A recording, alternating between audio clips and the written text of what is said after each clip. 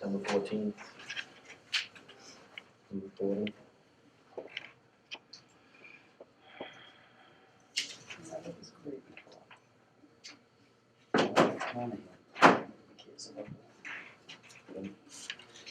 Everybody can read the minutes from last time, please. I believe that Mary is recording this meeting also. If you could speak up, please. Showing A live little stream. louder. She wants to be able to hear me cuss.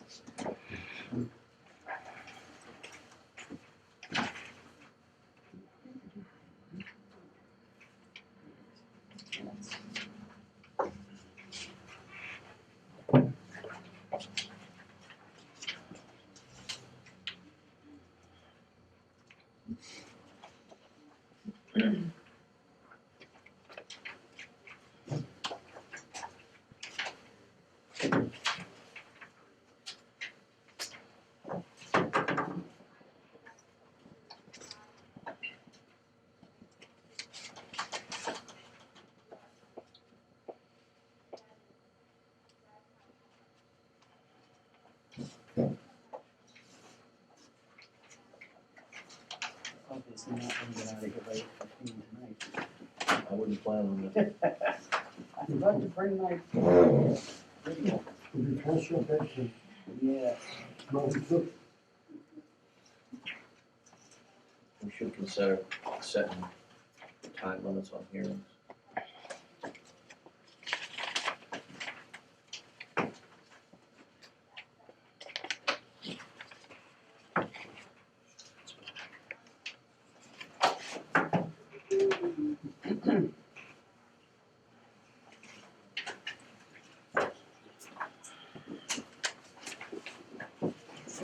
Make a motion to approve the minutes from Tuesday, August 10th. Second? All in favor? Yes. Unanimous.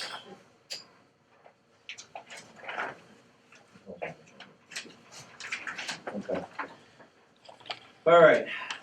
Anybody who's here for the shingle mill project, they requested a continuance until October 12th. So everybody knows. I think we'll take the agenda out of order. And we will start with 120 Bill Delahunt, the Lovell Academy School. Kevin, crew. Here. Oh, looks like we're not stopping at that, huh? I believe he's also 333 Weymouth Street. That's me. Okay. So we'll start with that. Motion to open up the hearing for 333 Weymouth Street, to notice of intent. Second. All in favor?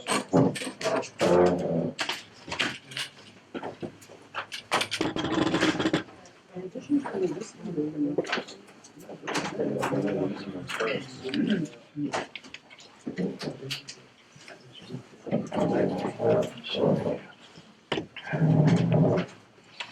So my name is Eric Shoemaker, engineer with McKenzie Engineering Group.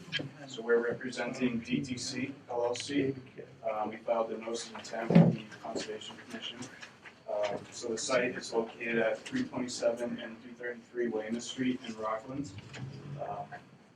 We are planning on filing a Form 8 to combine the 4 lots to the northwest. So that's APN 828, 31A, 3.1, and a portion of 3.2, which they're working on acquiring currently. So the site's bordered by Weymouth Street as well as Abington Street to the southwest, residential abutters to the northwest, and undeveloped property and woodlands to the northeast, as well as bordering vegetated wetlands. So as it currently exists, 327 Weymouth Street is soil stockpiles used from the construction of 333. It's kind of like a landscaper's yard, and it was formerly used as, I want to say like tree removal. We kept the stumps there. Yep. 333 Weymouth Street is a commercial building. It's metal fabrication. So the limit of bordering vegetated wetlands up here was flagged by Environmental Consulting and Restoration LLC on August 10th, 2020, and field located by us, Mackenzie Engineering.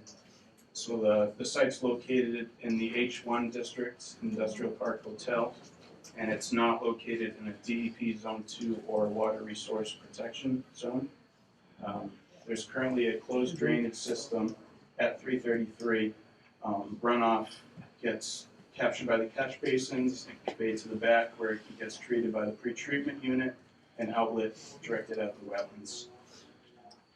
We conducted soil testing back in December, so we generally saw that the soils were a loamy sand underlain by a sand parent layer, and the topography of the site generally ranges from about 180 along here at the frontage back to 150 at the wetlands, and that's pretty much how the site flows.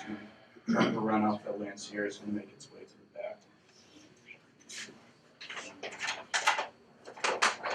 back. Moving on to our site layout plan. The proposed development is going to consist of a 1,119 square foot addition to the existing building at 333 and a commercial building at 327 Weymouth Street. So the goal is to have these two sites work together. We're going to close up the pavement, add some loading bays back here, so kind of expand on the existing use of 333.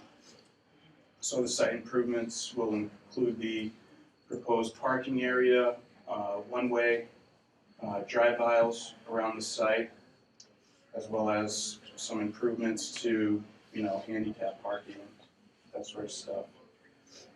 So we're following the zoning bylaw, 24-foot aisles, 10 by 20-foot spaces. The one-way aisle is 18 feet wide. So in filing the notice of intent, the 100-foot buffer located to the northwest of the site, the proposed addition, a portion of the proposed pavement and retaining wall, and the infiltration basin back here are located in the 100-foot buffer to wetlands. So we have our land usage tables over here, and that's for this lot, 327 and 333, and we comply with all the dimensional constraints of the zoning bylaw. Keep on saying improvements, this is new. Yeah, this is new. The only improvement really is the addition here and some pavement, but this is a new development. And it's always listed in the legal notice, too, it's an addition,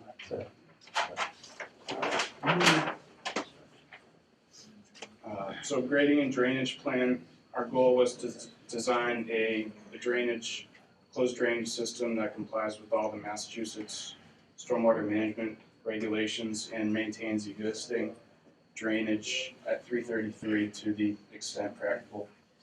So in the pre and post condition, we analyzed a watershed of about 3.7 acres, and the design points being the southeastern property line, the northwestern property line, as well as the wetlands. And we mitigated the peak rates and volumes of runoff for all the design points. So we reduced what's going there now with our design. So basically the stormwater system is pretty simple. It's just catch basins that capture the runoff from all the pavement on the site. There's a couple located in here in the parking area, a few located out back. We treat it with a pretreatment unit, first defense unit, and then we put the stormwater into the infiltration basin where it infiltrates, and we let it out at a reduced rate pointed at the wetlands. Like I said, that's less than what's going there right now. So that basin was designed to accommodate the peak rates in the 2, 10, 25, and 100-year storm events. Other than that, we just have a couple of utilities. I didn't bring the plan with me, but we're connecting to water, sewer, and gas out here on Weymouth Street. There's an existing utility pole in this area that we're just going to provide underground electric to the building. Like I said, the back's going to be used as loading bays. It's going to be opened up here. They already have a loading bay in this area, so it's going to just act as one big use, that's the goal for the client. Same owner. Yeah, same owner. We had a meeting, I wanna say, a week and a half ago with a couple of the town departments, planning, zoning. Dave Taylor was there from highways, so we just got some input from them on what they wanna see out of this development. So I'm working on revising the plan now with Dave, but, him and the fire department did not like how close, how tight this turn is. So we're gonna try and take 15 feet, move the curb back 15 feet and widen that out over here. So, That needs it. yeah, I'm working with him on that. I'm just gonna wait for some comments from him and take it from there. Okay. So, can answer any questions you All right. I don't have any questions at this time, we really just. Derek? Same thing. Sources? Yeah, I just barely opened up the drawing, so I really don't have any comments. Does the board have any questions? This is gonna be continued. Well, I just know for a fact that when Lorraine and I walked it a while ago. Also, for anybody that's from around here, 333 was the building that got destroyed Collapse. in the snow beginning year. So just to give you an idea where it is. But at the back of that property, and they promote it as wetlands, it definitely is because you're up quite high. I don't know how many feet because I didn't want to break my leg going down there because I'm not that agile It's anymore about at my 10 age. feet. And you look down and you could see what almost looked like a stream. And we saw, let me see, a sofa and an old TV and of course the ever-present tires, which I think was cleaned up when 333 was rebuilt, but Yeah. all the rest of the land is still there in the same sort of order, so that's something that's gonna have to be looked at. And you get buzz from A.W. Perry to take it out.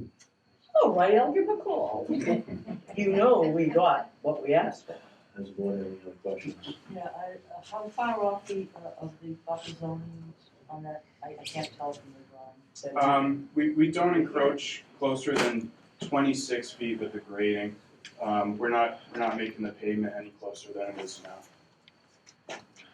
So that infiltration basin is probably 50 plus feet away. Because we have a 25-foot no disturb. Yeah, we're agreeing with that. There's no disturbance within 25 feet. And what about a snow removal plan? I Have you submitted that as a plan? Yeah, I showed it a little bit on the site layout. It's kind of shown as this revision cloud. I'm gonna try and keep some in here, just wherever there's landscaping, and the client's agreeable to trucking out any excess snow that can't fit in the lot. You want to provide too, I'm working on a landscaping plan. Just have a quick draft of it out. I spoke with one of the abutters, and it was a concern for any lights or, noise that might go over in northwest direction, so we're gonna provide a big row of arborvitaes to try and drown that out. I think where Lorraine's going with it, you're gonna wanna identify the snow removal storage areas on the plan for us. Okay. Okay. Yeah, there's a couple on here, but I can expand on that definitely. So Marty and Gary haven't done their review yet, so, they'll be getting into it, in pretty good detail, so. Anybody else have any questions?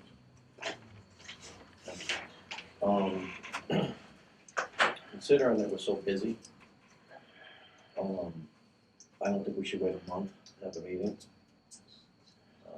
We've been going a month between meetings. I think we should go back to the second Tuesday, the last Tuesday of each month, for at least a couple months. We got, probably upwards of 7 projects in front of us that are pretty sizable, so. Agreed? September 28th? So what's the last Tuesday of the month? Oh, okay. It was the second and fourth. Yeah. It's what, Yeah. the last. So,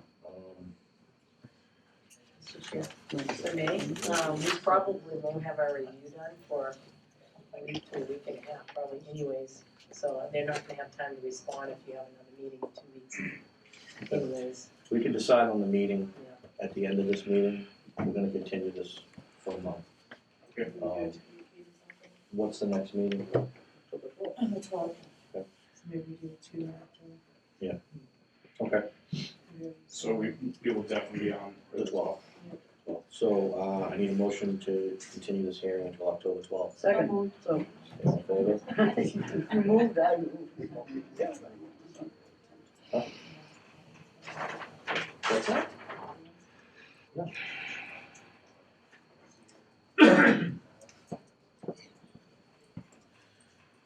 Okay, you're all set. We'll see you on the 12th. appreciate your time. Can I drop off the check for the RDA while I'm here? It's your You minutes. guys want it? Thanks. Thank you. It's Eric. That was my next question, actually. So is, 120 Philadelphia Hunt here, or?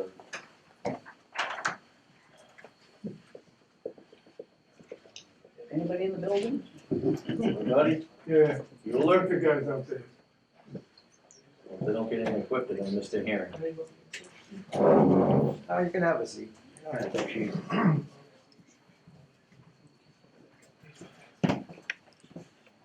What project are you, gentlemen? 365? I'm trying to put that on last. That might be lengthy. I don't see him out there. Kevin's here. Yes? Yeah, you want me to? Yeah, please. I don't see him out there. If you don't show up, you don't get the review. You just don't aim yourself. I'm trying to be very diplomatic. What is this for? Springgate. Oh, Springgate, I know it's funny. I recognize checks. Hey, Kevin. I like checks. Good evening. Didn't think you were coming. I was on the phone all night. What's it down? Just need a second to set up. Can you give the,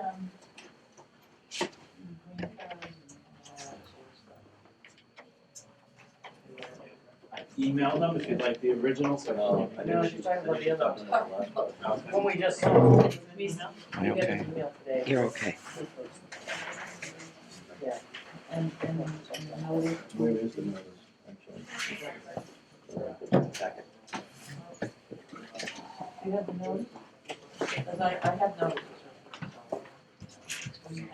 Right. So, make a note of that, to go through the green path as well. Okay.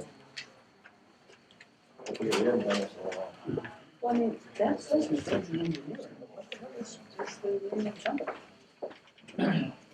For the money that you say. Do you need to see, this is, I'll explain this. Springdale something. So apparently, while they're warming up, apparently all the COCs and the orders that I signed for the commission, when they go to record it, the registry won't accept it, Why? because they want all of our signatures. Oh. So we have a pile here. See, did you know we had a COVID problem? I put right on it on behalf of the Conservation Commission, unanimous vote, blah, blah, blah, they don't accept it. Right? I lived it, and I'll email someone along with it. Mm-hmm. Okay, so, but we'll get to that at the end. Okay, motion to open up the hearing for 120 Philadelphia Boulevard. Second? Favor? All right, Kevin, it's all yours. Do they have the paperwork? Kevin Green from Green Consulting, I'm here along with Dan Russell, Yes, it's the paperwork. Bruce Isidore. No, I'm gonna smack him if he doesn't answer. The site is North 120 Philadelphia Hunt. Get the green pass, Kevin.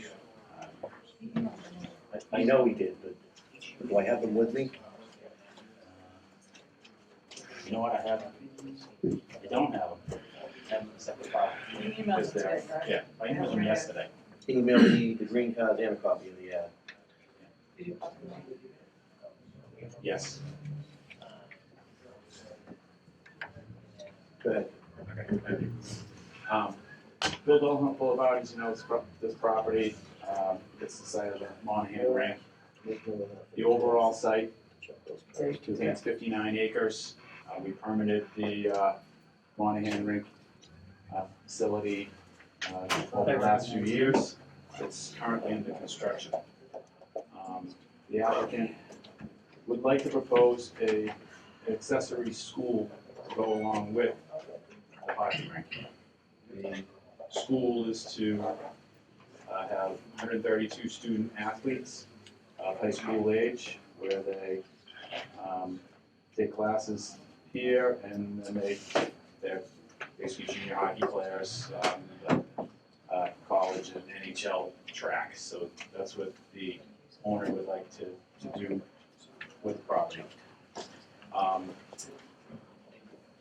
So the school itself, the footprint's 15,200 square feet. There's 732 student athletes. The site, we permitted the hockey rink, as I indicated previously. Ecotech Inc. did all the delineations. We had them reviewed by peer review, confirmed the wetlands under file number 273-0397. Those orders are valid through March of 2022. So the wetland that's closest to our proposed project is located here up against Bill Delahunt. That line has been confirmed with that order of conditions. Just flip to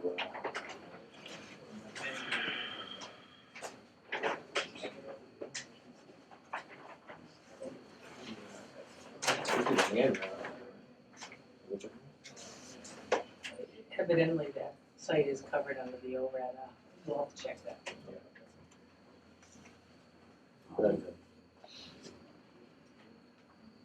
So the project proposes the proposed school here, associated parking, utilities, drainage, etc., typical with a site like this.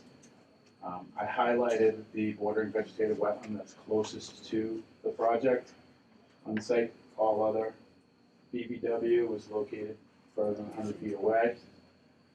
The 50-foot no disturb zone I highlighted in pink here. We're proposing no new construction within that zone. 100-foot buffer I highlighted in this location. The proposed work within the conservation's jurisdiction, this area is 8,000 square feet. This area, so that's all we're proposing in the jurisdiction. And within there is part of the driveway for access. There's no other location we can move it. We don't own this property, so we can't change that. We're stuck with this access. This is the approved roadway. So you're using the same road to the right? Correct. So as you come in right at the first turn is where we're going to access. There's no other feasible access, I suppose, off of Forest, but you can't access the commercial site from residential district under the zoning bylaws. So this is the only location. That's the main reason why we are not completely outside the 100-foot buffer. I'd like to come see you guys, but if we can avoid it, we do. It'll still make you come anyway. So 8,000 square feet. The overall development is about 2 acres, 82,000 square feet. Work within the buffer includes tree clearing, grading, retaining walls, pavement, and some utilities. I'll go through the sheets momentarily. This PBW is actually up gradient of the site. So all the work we'll be doing is downhill of this BBW. This bordering vegetated wetland is fed by a pipe under Bill Delahunt, and then it goes down along the roadway, and we install the pipe down here on our last permitting for the rink. Mr. Chairman, So the water. we can't see this. We're here for the presentation, we can't see it. Oh, the board has to see it too, so if you wanna come up and around, feel free.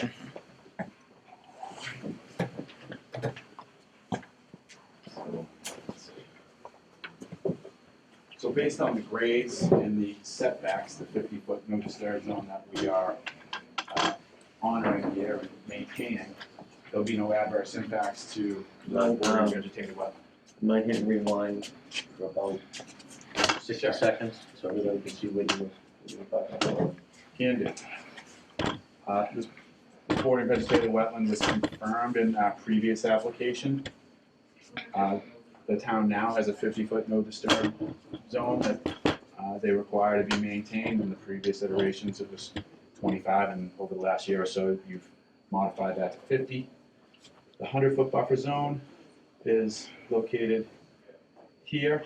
So highlighted in yellow is the proposed work within the conservation's jurisdiction. That's 8,000 square feet of the approximately 2 acres of development that's being proposed. This bordering vegetated wetland is actually uphill of the proposed project.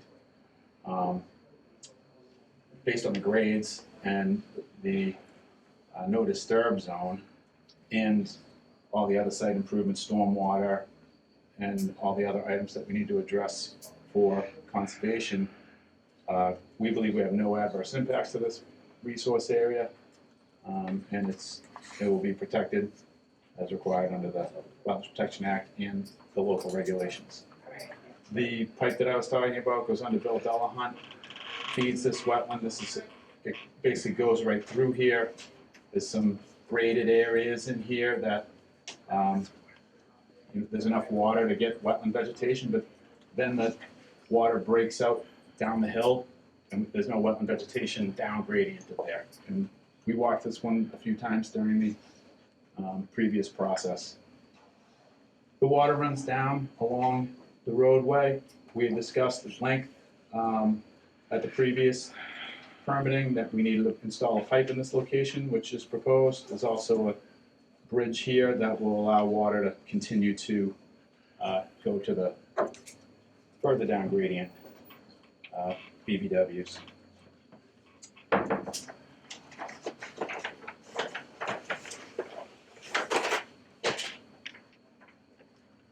The stormwater system on the site consists of subsurface infiltration basins.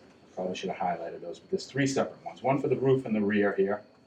Then there's a longer, narrower one here for a catch basin that's located in this location, and then there's another one in this vicinity for the catch basin located here. The site is graded so that water comes around the building in this direction to a catch basin, and then it comes around the building to this location to a catch basin, then goes to a drain manhole to the subsurface infiltration. We've run the numbers on that, and we're showing that there is no increase in peak rate of the 24-hour, any of the 24-hour storms, 2, 10, 25, and 100. The town of Rockland's planning board also has an additional provision over and above the state stormwater regulations that requires that you also don't increase volume of runoff. So the stormwater is designed conservatively and more stringently than the state requirements or the conservation requirements. So the site proposes utility connections. Electric is already proposed to come down the road. Water is proposed to come down the roadway. So the utility connections are in this location here, and then they come through the site to the building. The town is currently in a moratorium for water and sewer. So we designed an on-site septic system that is located here. But we also proposed a public water supply well. We're actually going to modify the plans after this meeting to eliminate both of those. My client is confident that we'll be able to get connections to the town water and sewer prior to occupancy for the site. So we're going to eliminate those two items. I'll just show you the well real quick. Does that change the footprint at all? Eliminating the septic and? No, because we need the parking and we need the access. Nothing we can do gets us out of the buffer zone because of the configuration of the property. Okay. Eliminating the well uncomplicates the conservation application significantly. In order to do a public water supply well, you need to basically have your drawdown radius free and clear of any structures, utilities, pavement, etc. So the only place left to site this was out back behind the building.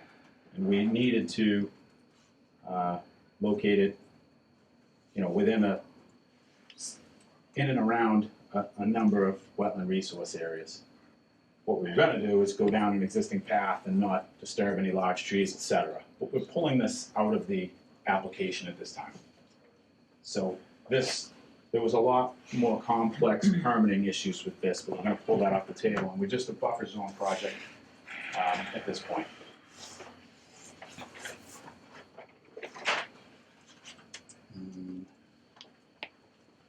We have an erosion control plan that we've designed.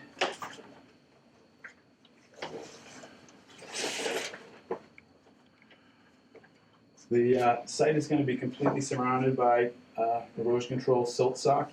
Even though this is up gradient, we won't be able to go uphill into that. It's a deterrent and a barrier, and will be a clear demarcation of limit of work.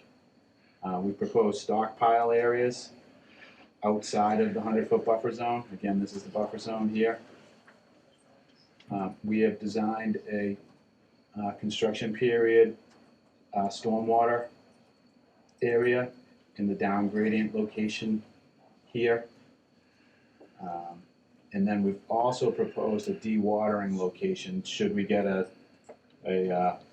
unexpected hurricane and this can't keep up, then this can be pumped and maintained. So this, we're proposing a silt bag here, and this silt bag will set on a crushed stone bed.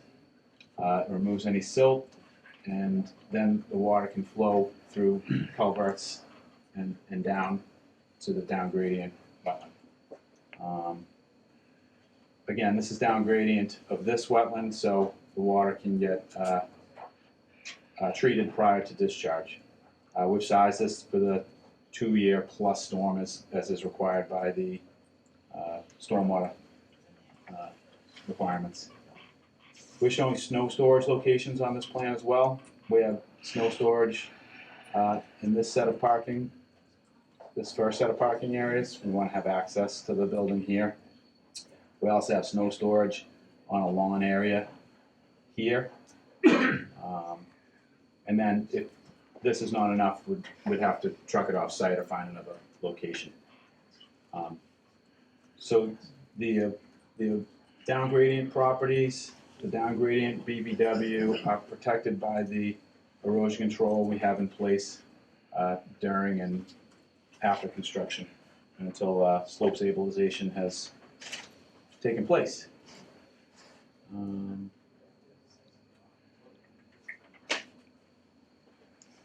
think that's it. Again, it's with the removal of the well in this area from the application, this project does become a lot less complicated. It is a buffer zone project. Again, 8,000 square feet Can you outside put of up 50 that foot.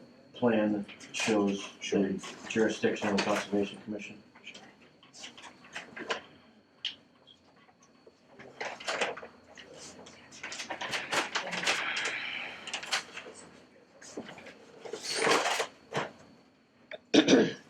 So for everybody on the board and in the audience, Conservation Commission only has jurisdiction to that yellow line. That's it. The rest of the project has nothing to do with the Rutland Conservation Commission.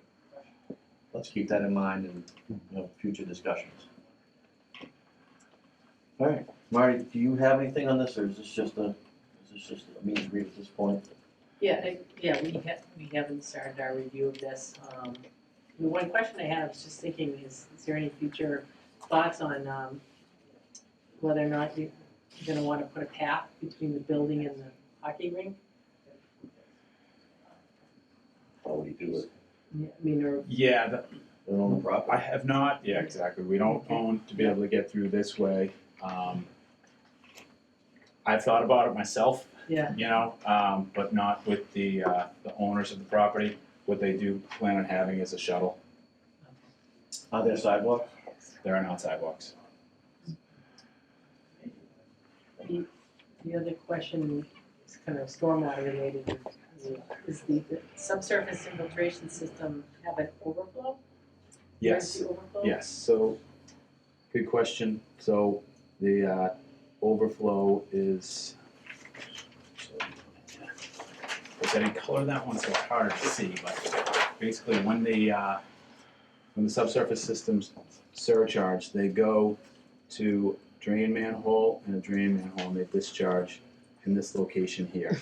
So the pre-development, that this is, Bill Delahunt is uphill here, everything goes in this direction. So we're not gonna change the direction of the water flow. And we've reduced the peak rate, we've reduced the volume of the storms. Is that point, discharge point within the commission's jurisdiction? It's just outside. That's the 100-foot buffer right there, Marty. And the discharge point is right there. That's convenient. You plan that way? Maybe. Okay, so Marty and Gary still have to do their review on this. Does the board have any questions? I'll wait for review. Shelley, Lorraine, I'll any wait for questions? Questions? Audience, any questions? I have a couple. Can I use that map I just also? need your name and address. Oh, Mary Fraser, 400 Forest Street. Okay, go right ahead. I just want to make sure I heard you right. Sure. In this area here, this is wetlands behind Upper Bailey, right? Right here? Yeah, so this is Bill Delahunt right Yeah. here, and this is the driveway entrance right there. Okay. So this drains here. Is, right in this area where your access is to here? Yep. Is there like a drainage area there? Where's the water gonna go? So it's gonna go in the same place it's going currently, which is basically along your back property line right here. It's gonna follow these contours. It goes perpendicular to the contours right there. And then it's gonna go over to a pipe that we had proposed. We discussed this a bunch in the last hearing. We put in a 12-inch pipe here. And there's also a bridge here, so that if any water goes, if this is unable to handle it, there's a 4-foot wide, 4-foot high culvert that will let the water go as well. I was gonna say 12-inch sounds a little small. You are? I'm her husband, David, 400 Forest Street, Dave Fraser, 400 Forest Street. I couldn't recognize the face. Right now, there's quite a bit of water because the roads here now, it used to be, your term, sheet flow, but now that they got the road, it's it's holding it back, so now it's coming down and it's flowing across the back of my property pretty good, a lot more than it ever has, but I mean, I don't know what else they could do, but if they put the road there, so if you're gonna, they would have to put some kind of drainage to keep it away and take it away. So all the water from the site that they're proposing to work on, you know what, Gary? Yeah, I guess the I question don't have mark, Henry here, so. yeah, the question mark I would have is it being contained in the ditch on the side of the road, or is it jumping over onto your parcel? It's running along the side of the road because the road is raised up so Yes. high. So it used to spread out, now it's kind of concentrated and actually after the rain, I know it's heavy rain, but it looks more like a brook running through there. Oh, I don't know, the last few events, you Yeah. know, we've Right. seen the It's been evidence of the unusual. amount of flow, but I think right now it's pretty much designed so that it would follow that ditch alongside the roadway and continue down. I think this should end up down by the turtle tunnels. There's no ditch now. Well, that's, Well, it's pretty much contained by the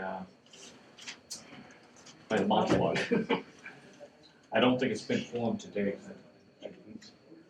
No, so it is an elevated roadway, so water coming along here will follow the road until it reaches the culvert, the 12-inch pipe we put here.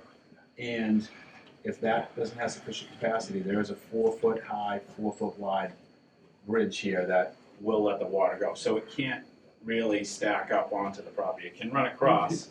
And in our previous meetings, we did have discussions with the neighbors that it might be a river and it might not because there was grading, and we went out and looked at that, Marty. So even before, it did have some channelization through there, but it was braided. It wasn't in one defined channel. excuse me, do you have Old Swamp River on that map? Yes, it is.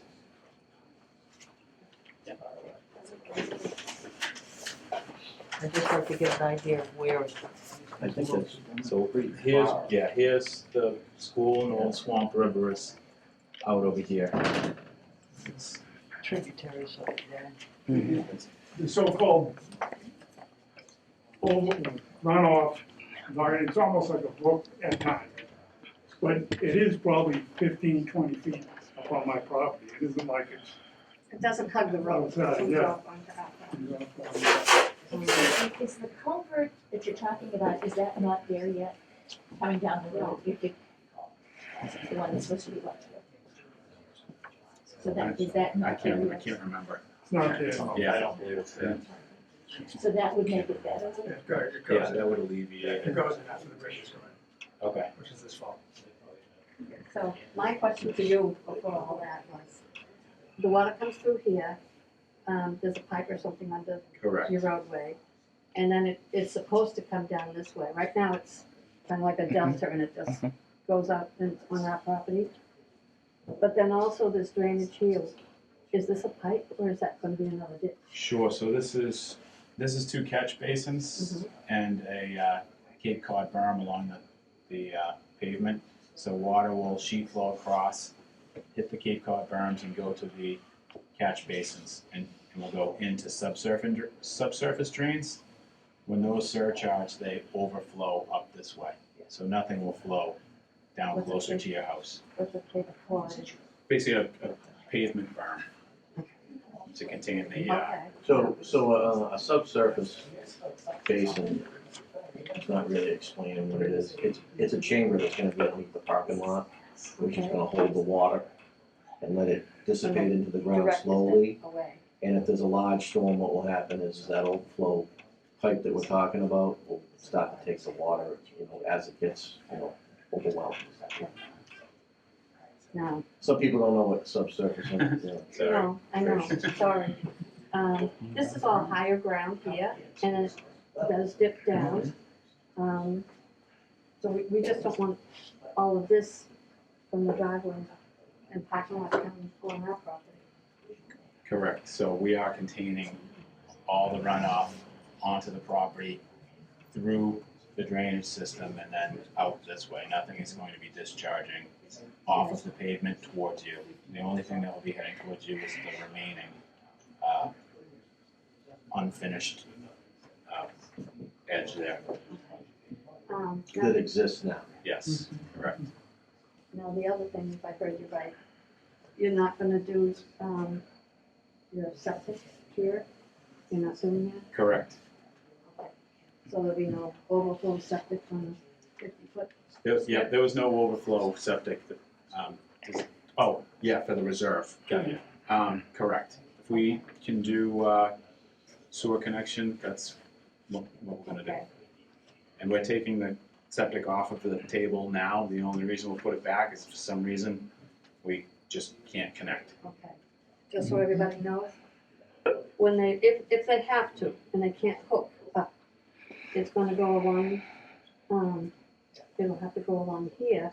There's a 50-foot strip, my house is here, and it's only 15 feet away from their strip. My concern is that if there's 3 overflow tanks, and I don't know that much about the storage, but those little candy cane things would be very close to my back porch. So I'll explain that to you. So those rectangles are what they call a reserve area. That's just land you place in a reserve in case your septic system fails. And so does the soils in the area, and that you can't use that other area. So you have to reserve that area out here. You can't put buildings on it. You can't do anything to it that you wouldn't be able to use your septic system. I have, on a site like this, I've almost never implemented the reserve area. It's much more efficient to remove the system where it is, remove the contaminated soils, and bring in new soils and rebuild it. So the chances, if for some reason we do wind up doing septic, which I don't anticipate, the chances of this ever being implemented as the primary area is very low. Septic system's off the table anyway, isn't it? There is a portion of it in the 50-foot. No, I mean, it's off the table. It's out there. As this Yeah. project. Correct. So let's just remove it from the plan. Yes. Let's just scratch it right off. Yes. So I'm going to revise the plans and. So it's not even a talking point anymore. Mr. Chairman? You are. Mary Parsons, 754 Union Street. Yep. I was at the sewer commission meeting in June when they were told they weren't getting sewer for this project because the sewer department has its own issues of overflows. I was there. That has nothing to do with this meeting. No, but the other thing that has to do with this meeting is there's supposed to be rare species crossings on that driveway, and they haven't even done it on the driveway. And the other issue is are you putting grass in where that building is? That green space? Right there. Yes. There's no grass out there. Well, we do have a landscape plan. We are proposing some trees, but that is proposed to be grass. Currently, we've got turtle erosion barriers in place all around the construction site to keep the turtles from entering the construction site. We are planning on installing those bridges as soon as possible. That's the next phase. Along with the wetland replication area, right? Yeah, those two things are imminent. 2021, right? Yep. My other question is what type of school is this?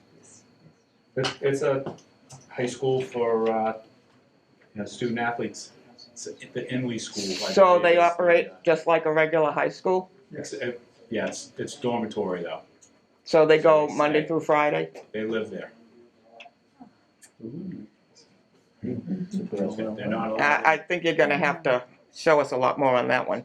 Get over your road. Yeah, and Mary, we will present that at the planning board. Yeah, that doesn't have anything to do with this hearing, Mary. Yeah. You know that. but if I'm not mistaken, the Frazier's property and the Wentz property are between the driveway and that building. Correct. So the Frazier's property is abutting this all the way. So we do have a retaining wall along the edge, and we do have a privacy fence. There'll be privacy between the two, and that is a planning board issue, which we have on October 13th, I believe. I've explained that we Yeah, only sorry. have jurisdiction over that little yellow line that said the rest of the project has nothing to do with this board. It's out of our jurisdiction. Okay, We don't even so have a right to comment on It's it. in Natural Heritage's jurisdiction and DEP's jurisdiction, correct? I can't answer that, Mary. The only thing I know is we only have jurisdiction over 100 feet from wetlands. That's it. And that's outlined on the plan. Okay. Anyone else have any questions? David Frazier, 404 feet. Might understand in your jurisdiction there, are they planning to bring in all the utilities through there I think into so. the site? You know, water, sewer, gas? You said all the utilities are coming off the roadway, right? Kevin? Yeah, they're coming off the roadway. So these are already approved and we're gonna connect to, So, just, this might be off topic, so why did you have to go to forestry for utilities? No, the oh, 'cause water, we need a loop the water needed to be looped. for fire protection. Electric, we also did through utility poles there. But we did propose the electric going this way, because we weren't sure what, National Grid was gonna, you never know what they're gonna. So the electric's going to forestry or it's coming off Delaware? It's coming off Delahunt to here, it's not gonna keep going here, but we did permit it along the roadway. No, there'll be a loop on this property, just right back to the street then, the water. For the water, actually, we're proposing a hydrant here for a blow off. The water department has not commented on moving it back at this point. Again, that's not really our game, but Mike Bromberg, 373 Forest Street. Just to go back, sorry to go back on it, but I'm still a little baffled on how that sheet flow comes from the wetland, from Parkway, comes underneath. You have a proposed bridge to go over to your property, or that sheet flow is gonna hit your roadway, your driveway going into the property, correct? Yes, so we proposed two 18-inch culverts to let that water pass through. There's one 18-inch here, and then we have overland flow. and both of those are in our jurisdiction, correct? Correct. Oh, I didn't hear you say that earlier, so I apologize for that. The other thing is, the road going in there has been built for a year or so. Mm. And I just wonder why the 12-inch pipe that was in the order of conditions isn't built along with the roadway as the conditions were set. The roadway's not complete yet, and it will be installed.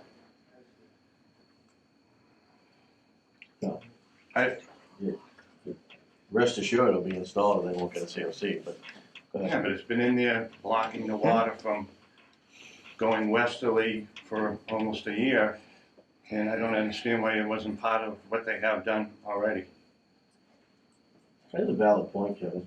Because now the water, is the, flowing on the Fraser's property because of that problem. Mhm. You know. I'll talk to the site contractor and see if I can get that expedited. Along with the wetland replication area. That was my other question. I mean, are you not gonna get that replication area done in this He's gonna growing, do it in 2021. in this growing season? Yes.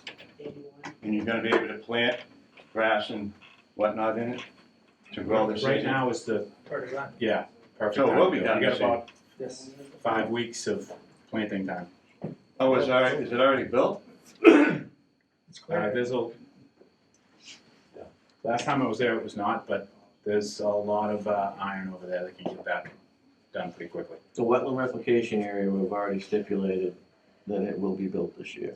Yeah, it seems to me that should have been done when they got the road done as far as they did. They should have done that A1 and eliminated all the water issues, contaminated water coming down under Forest Street and everything else. That should have been A1 done right away. I don't understand Well, the why replication, you might get to it because there's a lot of iron out there right now. It doesn't make any sense. the replication area could not have been done over the summer. Everything would have died out there. You have to wait till about this time of year. Otherwise, you're really jeopardizing your plants. What about regarding the detention pond for the roadway? The detention pond for the roadway. I think he means the pipes. Oh, I'll talk to the contractor and see if we can expedite that. No, I mean, isn't there, the storm drainage for the road, the driveway coming down?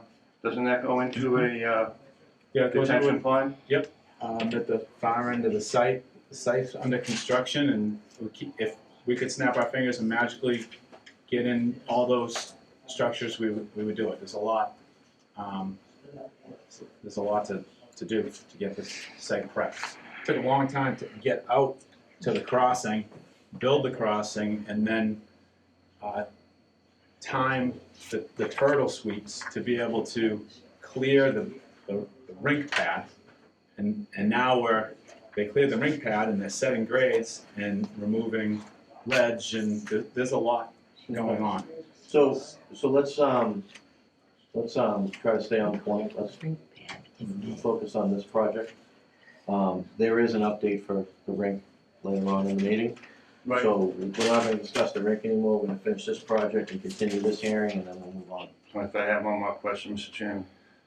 I'm still a little perplexed on if you have overflow for the underground stormwater, it's gonna go up to the roadway and drain down into the drainage pipes of the roadway, the driveway? We're not connecting to the drainage pipes, we're actually discharging adjacent to the roadway here. What, existing pre-development, everything goes this way. Post-development, the discharge is gonna be in the same direction, going to the same BPWs. Would you be adding more stormwater flow, We've reduced reducing it? the rate and the volume.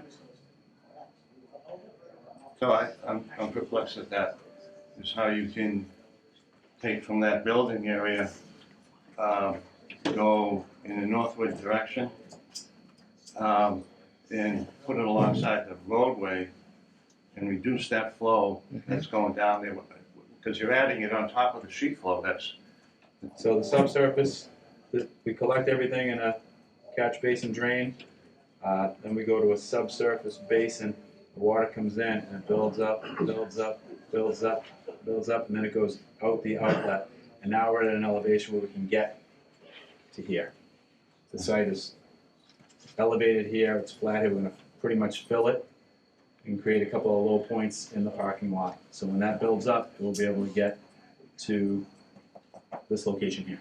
Can I just go to the plan, Mr. Chairman? I'm sorry, I'm just, when you have sheet flow here moving down in this direction, and this has nothing to do with it. Now you're taking stormwater from this area, bringing it back up and adding it to the sheet flow.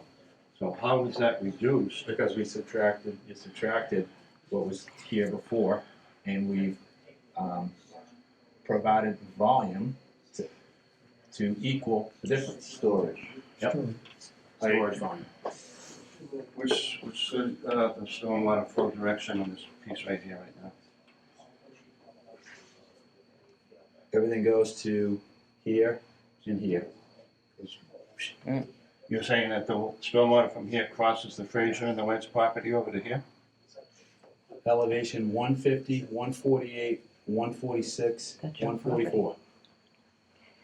All right, I appreciate it. Maybe Question. they would look into that a little deeper if they could. I have a question. So you're collecting the water that would go on the Fraser property and you're bringing it up to that corner on the driveway? You're collecting it and bringing it up? And then, but where are you depositing it from there? Because there's a certified vernal pool Goes right back. that I wouldn't want it going in to that vernal pool. We've actually discussed this in the permitting of the ring. This whole area comes down and runs along the elevated roadway. We put in a pipe here, and we also have the 4-foot by 4-foot bridge right here. It's not going directly into any resource area. It's not going directly into a vernal pool. It runs overland after it's treated. Marty, you have any comment on that? Well, you know, we haven't had a chance to look at this, we haven't even started looking at this, but seems to me that, this is a new filing, so we can go out and take a look at existing conditions. Mhm. And if the existing conditions, they're different than they were before the development, the rink development has started. So we can take a look at what's happening now and see if it's gonna work, for this particular project, so, You guys are gonna be doing a full stormwater review on this. right, and, the one question I had is there any work proposed on the rink property? Associated with this, no. No, okay, but the discharge is onto the rink property. Correct. It's actually all part of the ring property. Is it all owned by the same? Yeah. But it's two separate parcels? Yeah. So is there gonna be need for a drainage easement? No, No, owned by the same because they're owned by the entity. same? What if someday they're not? This would become, I think this would become a non-conforming lot. So I guess then they would need an easement. if they maybe purchase some frontage somewhere, I mean, anything could happen, I suppose. So I think that, You can't give yourself an easement under, so they're making assumptions that right now that the culverts are in, the turtle crossings are in, But they're not. but they're not. Mm. So, we'll take a look at that. We're gonna take a look at the existing conditions, We're gonna have to expedite. because they're making assumptions it is, Mhm. and the commission can't approve a project when the assumptions they're making don't exist. I didn't know that the pipe wasn't in. we're assuming the project is going to be built, so that would be a construction period assumption. Okay, well, unfortunately, until that's in, you're probably not gonna get approval from this board, but, you know, so, let's, not to be a I would wise ass, but consider, I let's would move consider beyond adding another pipe if that would, while we're doing it, if the commission would be, that. So, any other questions? This is gonna be continued. Richard Nichols, 361 Pleasant Street, Rockland. Somebody had brought up how other people from the school gonna get to the rink, Mhm. and I have a great solution for that. Rockland has a wonderful helicopter pad about 150 yards up the street to the left, and you guys could like shuttle, you know? Just seems every time we turn around, you're changing something on us, you know? So, that's just a suggestion, you know, so they don't have to cut through the buildings, you know? But you have to go through rare species habitat to get from the helicopter pad to here. Actually, Mary Brock, did you file with Natural Heritage? yeah, it was part of the notice of intent. Okay, have you heard back from them yet? LEC has been in contact with them. Brian Madden's been working with them. Okay, so I think one of the issues in the last project was the commission wasn't part of this discussion with Natural Heritage under the MISA regulations, and I would I think we recommend just got a letter. I would recommend to the commission that the applicant provide all communications between Natural Heritage and themselves, so that you're in the loop, so you know what's going on, so there's no mystery, Right. with it. And we're not just waiting for a letter like last Right. time. Okay. I will see what I can get you. I'm actually not in that, directly in that either. Just send an email. Will do. Doug, just so there's no confusion, You are? Dan Russell, I'm representing the owner. The lot, this whole lot 3, that includes the access road, that was all part of our filing with Natural Heritage and Wetlands last time. We're just putting a building on it. So we've been in constant contact, they've been out here, Natural Heritage in person has been out here in the last 3 months. So we'll just need documentation. Okay. Okay. No problem. Okay, we're gonna have to go a month on this because we can't have a meeting in 2 weeks. Unfortunately, because we don't have a room to have a meeting in, so. Okay. Motion to continue this hearing until October 12th. So moved. Anyone? Okay, see you on the 12th. All right, thank you. You already submitted, fees for this, correct? Yes. Okay, we've received them, correct? You can Application fees. work directly with, Bid, Okay, back and forth, as normal, okay, perfect. okay? Thank you.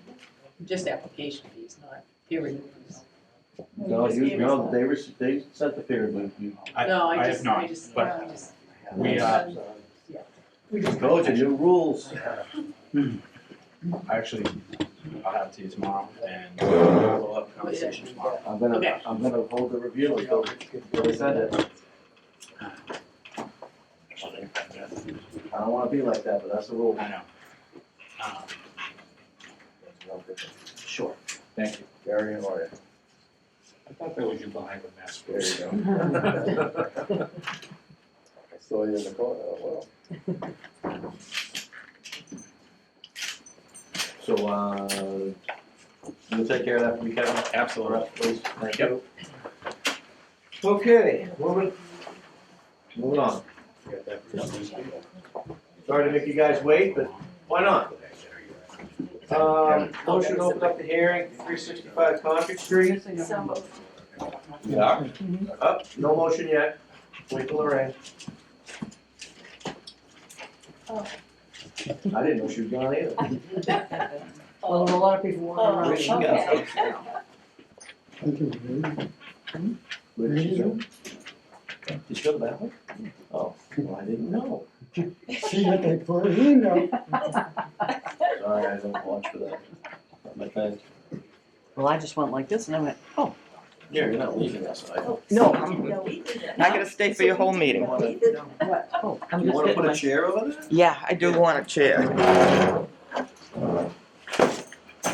Why don't you move the camera forward and put the chair behind you? Actually, this gets all of you, Well, that's I great. hope. Because we're on live stream, Mary, that's what Yeah. I appreciate. Of course, when people watch it, it's gonna be a little jiggly here and there from me moving it. I'll break the camera.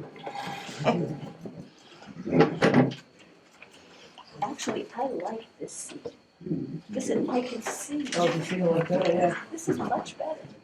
So I'm gonna give up my seat at the other end and go to this. Oh, I This is way think better. we have a side seat. No, just where we get. Okay. Motion to open up the hearing for 365 Concord Street, So moved. Concord Meadows. Second. All in favor? Okay.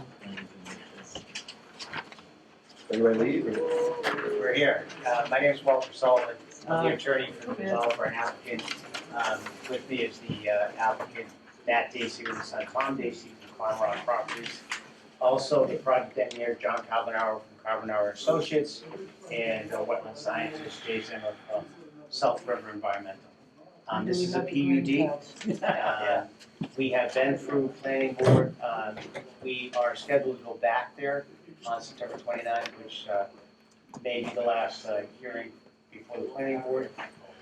This is 19 units and on a rather large tract of land of 21.3 acres, 13.4 is reserved open space. What I'd like to do is have Mr. Carbonaro take you through the plans, and then Jay will address the wetland issues for the project. So, No, you can't close the door. It's not legal. You don't want to get fired, man. Yes. Do we have the No. green cards? You guys were quiet during their hearing. Sorry about that. no problem. Is this okay, as far as the sighting of the Just- plans? Like the last hearing, if anybody wants to come up, it's fine. So thank you, members of the commission. Again, John Carbonaro from Carbonaro Consulting in Norwell, Mass. Green card. Yes, I've said it twice. Jesus. And now, Actually, we emailed all those. Was it them today, I think, right? Actually, we emailed them a couple weeks ago. Oh. And we people emailed them emailing again things today. instead of carrying them in their hands. Make Like, they note. want from your. Make note for the 12th again. You know, Yeah. from your office? Yes. So, So at the next hearing, can you bring it with you? Thing. And bring it up on us, yes, because we're not gonna pay for it. Okay? Sure. Thank you. I might actually have it with me, so. We actually notified the abutters twice, as if you recall, the application was submitted. We got notification that, the notification was on our end, so we ended up notifying, assuming that it was a posting on the town's end, so we ended up posting it and then re-notified everybody. So we went with the more expansive list of the planning board list of 300 feet, so. Beautiful. I think we captured that effectively. So 365 Concord Street, this is a project that you folks are vaguely familiar with. Back in 2019, we went through an ORAD to delineate the resource areas across the 21-acre site. This site, I'll go through quickly with existing conditions. I'll have John get into the details of the delineation and the resource areas. I'll go through the project itself and sort of the iterations that we've had over the past couple of years with the town of Rockland. So this property sits on, you've heard 21 acres. It's sort of broken up from east to west standpoint. Fronts on Concord Street. There's an existing developed driveway that comes into the site, a couple hundred feet to an existing single-family home developed area. This is about 2.5 acres of development for the existing facility. On the back half of the westerly side of an intermittent stream that bisects the property, there's another about 12 acres, so it's sort of broken up 10, 11 acres on each side. And then on the westerly boundary is French's Stream, a perennial river that has riverfront associated with that. So we started this process by working with the planning board and having preliminary discussions between the planning board and the zoning board of appeals. And looking through the PUD application, that was always sort of the intent, was to look at this from an overall perspective of coming up with a conventional yield for the entire property and then bring it down in scale to maximize open space. So the first iteration of this started a couple of years ago. We actually began with a 40-unit layout, and immediately thereafter we petitioned to the Water Works and also the Sewer Commission to get authorization for connection to ensure that there was adequate capacity from those both services, and that was approved actually as a 40-unit development at the time.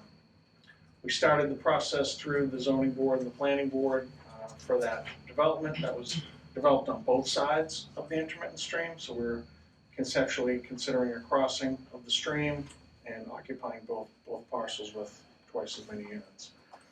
After further evaluation of that, in consultation with the planning board, and looking at the overall picture of the project, it made more sense for the developer to consolidate the development and go back to a smaller, more dense PUD to just one side of the intermittent stream, so leaving a large portion of the property undeveloped. So what's been in front of you this evening is sort of the iteration of that down to a footprint that is at its absolute minimum. We've worked with the Highway Department, the DPW, to go through street standards. This is a feeder street technically, so by law, by design regulation guidelines, that calls for a 60-foot right-of-way and a 30-foot paved roadway with sidewalks on both sides. Working with them, they thought it was appropriate to reduce that down in scale to a 40-foot right-of-way and 24 feet paved with a sidewalk on one side. So it works better with the development. It's more in scale with this PUD alignment, and it again further reduces the footprint. We started with a little bit longer road with the planning board process. It was about 1,200 feet in length, and we had cited some detention basins further into the property. That was further reduced when we again started looking at the overall impact of the site and ways to continue to restrict and reduce that footprint and increase the buffer zones to the BVW and the other resource areas that John will go over. So what we're left with, what we've ended up presenting to this board with the notice of intent, is slightly reduced original version, same number of 19 units. The goal here was to preserve this 25-foot no-touch with no new impervious surface, with the exception of maintaining an existing driveway and adjusting the roadway from that existing paved driveway to meet the minimum standards for the DPW and the PUD. So as far as the development itself, we've maintained that 25-foot no-touch around the perimeter for impervious surface for driveways, house footprints, and patios. You keep on saying impervious surface. Our 25-foot no disturb, no lawn, no nothing. So keep that in mind. It's not impervious surface, it's nothing.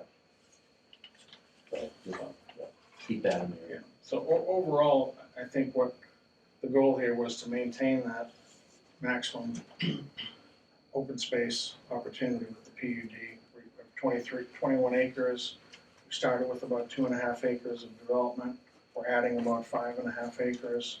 We're still left with 13.4 acres of that 21.3 as open space. So that is sort of a summary of the application. We have received comments from the peer review beta and continue to go through those, and our intent is to submit a comprehensive response.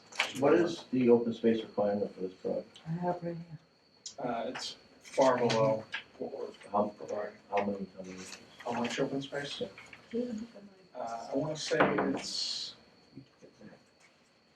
in the. Just roughly then. Yeah, it's far below what we're proposing, it's probably in the 10%, 10 to 20% of what we're. Because, I mean, so you're saying everything from the development back's open space? Yes, all this. But green. wetlands aren't considered open space, correct? Yeah, they are. No, they're not. No, Not, no, they're not. no, Not it's this right time, here in no. black and white. I'm just making sure you have the requirement, open space, Oh, if you take out the wetlands. Yes, Okay. we're well exceeded. That's fine, as long as you have it in uplands, that was my point. Okay. So John, would you like to just walk through that? Good evening, John Zimmer with South River Environmental. What I'll do is I'll just quickly run through the resource areas that are present within the property so you have a better understanding of where everything lies. I did delineate personally all the resource areas within the property with the exception of land subject to flooding.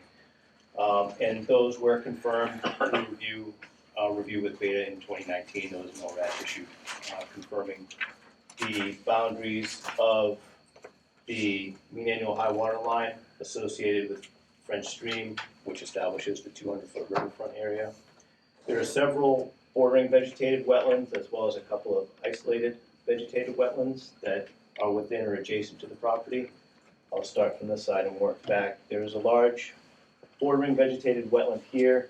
It looks, like it's isolated on the plan, but there's actually a little intermittent stream that runs through the middle of it, which creates the bordering effect. Up in this end of the wetland series, there's actually a certified vernal pool, which was certified through the Natural Heritage Program. We're in the process of getting the certification information so we can see what they use for their mapping to see if it jives with what we have as the delineated boundary. This little red line here is the actual physical delineated limit of the vernal pool habitat. So as we head out this way, there are two other isolated wetlands, which are in this area. This one is not a certified vernal pool, but during the field reviews, I did do field surveys for that, and it is a functioning vernal pool right here. And then we get to the larger wetland system, which bisects the property. There's the intermittent stream here, as well as bordering vegetated wetland on both sides. There's an area within the BVW right here, which was also confirmed to be a functional vernal pool, again, not certified by the Natural Heritage Program. Within this area, there's a little small finger of upland, and then you have, your jurisdictional buffer zones based off of those. Just a quick comment on the open space that's being protected. The area of development around here, there's existing residential development up here. This area that's being protected as open space actually connects to a larger contiguous area of available habitat. And within that area, you can see the riverfront area is here, and your 100-foot buffer zone comes out in this area. So a significant portion of that acreage is actually going to be permanently protected jurisdictional area. Whether it's riverfront or the 100-foot buffer zone, not including the wetland itself.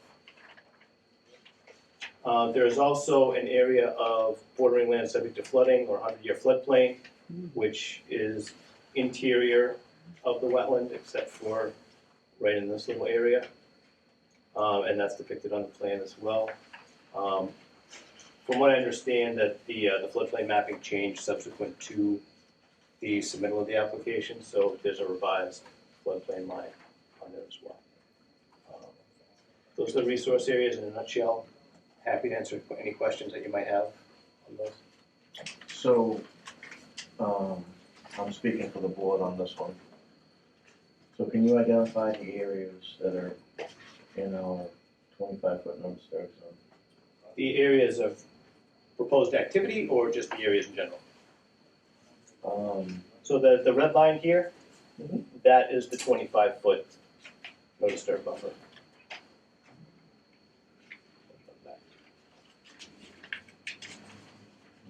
see a couple houses going through that one, and I see the driveway is Right, on the driveway, that's an existing driveway Mhm. that crosses through there. Yep. So that's an existing paved area. The areas back here, the buffer runs up to the back of the houses. None of the houses are actually inside the 25-foot. But the lawn areas are, correct? There is some proposed grading. So we're gonna have to adjust that. Right, where that was one of the comments that was identified in the data comment letter, so we'll be addressing that in our response. I don't really have any other questions on this. Does it, actually, we'll let Marty, I don't think that, Marty, you have a lot on this, or? Well, we did, prepare a comment letter, peer review comment letter for the commission. I don't know if you want a summary of. Yeah, please. Maybe Gary can, that with the. We actually did have a meeting with Kevin, with the engineers from Kevin Hour this morning. Myself and one other member of Beta Group, we met.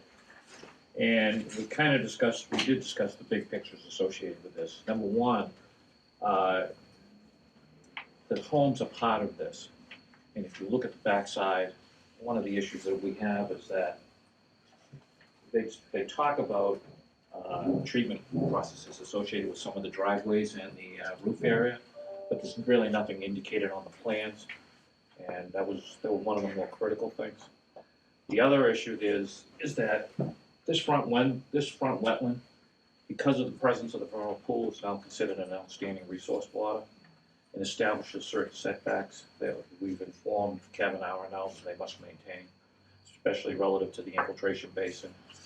And even from a stormwater standpoint, the driveway, from a redevelopment standpoint, you know, they have the ability to claim that portion of the driveway, that portion of the proposed roadway that runs over the driveway, but anything new must meet the standards.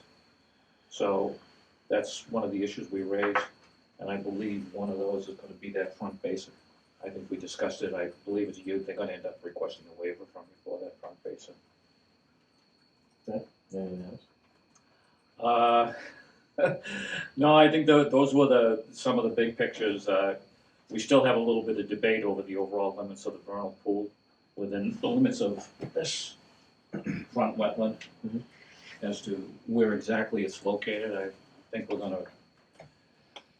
the end, we're gonna depend more on some survey data, more so than any of the observations. Try and make a determination. The other thing too is I raised this question, there's a 12-inch culvert that runs beneath the driveway that we're really not quite sure what the function of it is. And we've asked the engineer to discuss that, so they have some homework to do. Okay. They have some additional work to do, just to address the stormwater. I know Marty's gonna have quite a few issues relative to some of the BVW standards. All yours, Marty. Well, it just to some, I guess, administrative concerns that the applicant needs to submit the correct fees for the activities on the site, and they're aware of that. I think they would discuss that today in the meeting. And also, just wanna, the commission to confirm that they submitted the bylaw fees for this project as well, for the correct amount of activities, and each house, each unit is considered an activity. So each unit that's in your jurisdiction should get it, yeah. So I think one of the main issues is determining that boundary of the vernal pool, which right now we don't agree with their boundary on the plan. And just to remind the commission that the boundary of a vernal pool under your bylaw is 100 feet from the mean high water. It's 100 feet, that's the vernal pool. And then from that you have your 25-foot no disturb. So it's 125 feet, basically, that needs to be protected from that boundary. So the new road that's proposed is potentially in the vernal pool boundary and certainly in the 25-foot no disturb. So they'll have to get a waiver from the commission for that road. So they need to submit a formal waiver with, Request for a waiver. with their, reasoning why they feel the commission can and should, issue that waiver. So they have to present the hardship to the commission. Hardship, yeah, right, and then the other, point that we made at the meeting today, from what I understand, is the, limit of the floodplain. On this particular site, FEMA has not designated an elevation, so they have a boundary shown on their plan, that, needs to be confirmed, that's accurate. So I believe that the applicant is gonna provide some. That was a comment that we made, but we really didn't discuss it. Oh, okay. Yeah, we Okay. actually went through it.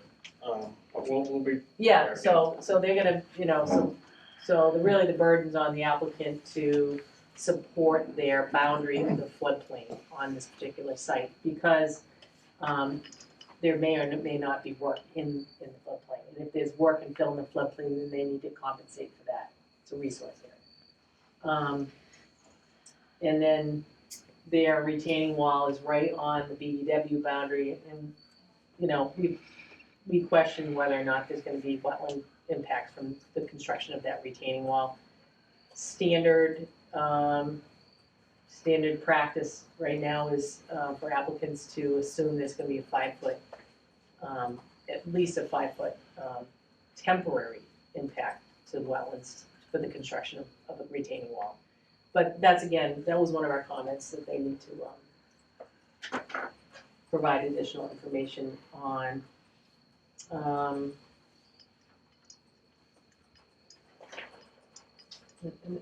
that's, pretty much the highlights of our review. Nuts and bolts. Right, and just, remind the commission, there is an area of about, I think it's 7,500 square feet of known wetland fill on this particular site, and it's actually shown on the GIS, data layers as a wetland change. And we identified it during the ANRAD process, that there is an area of wetland alteration and fill on this site. And I believe our comment letter points out that that's an opportunity for some mitigation and improvements that they could propose. So, Board have any questions? I'm waiting for a full review. Right? Not at this time. Yeah. There were vernal pools at the southern part. Is it vernal pool here? Not certified, but yes. Correct. Well, These- vernal pools are still vernal pools. How about is the other one too? This one is here, and then this one right here. The one the red line is the 25-foot line, right next to the vernal. The red line here is the 25-foot buffer off of the vernal pool. Based on what Marty just said, we may need to look at a revision to that. If the vernal pool habitat is 100 feet off of that, and then the 25. That's something we'll have to look at. That house is already there. Yeah, this house is already here. It wouldn't affect this, but That's not, just so we depict the buffers properly right, on the site plan. I'll say, I know. Right now. is there any, a new driveway off a new road going into that site? No. No, so, Into the existing property? yeah, for the That's existing, and I believe the access to the back is also Okay. existing.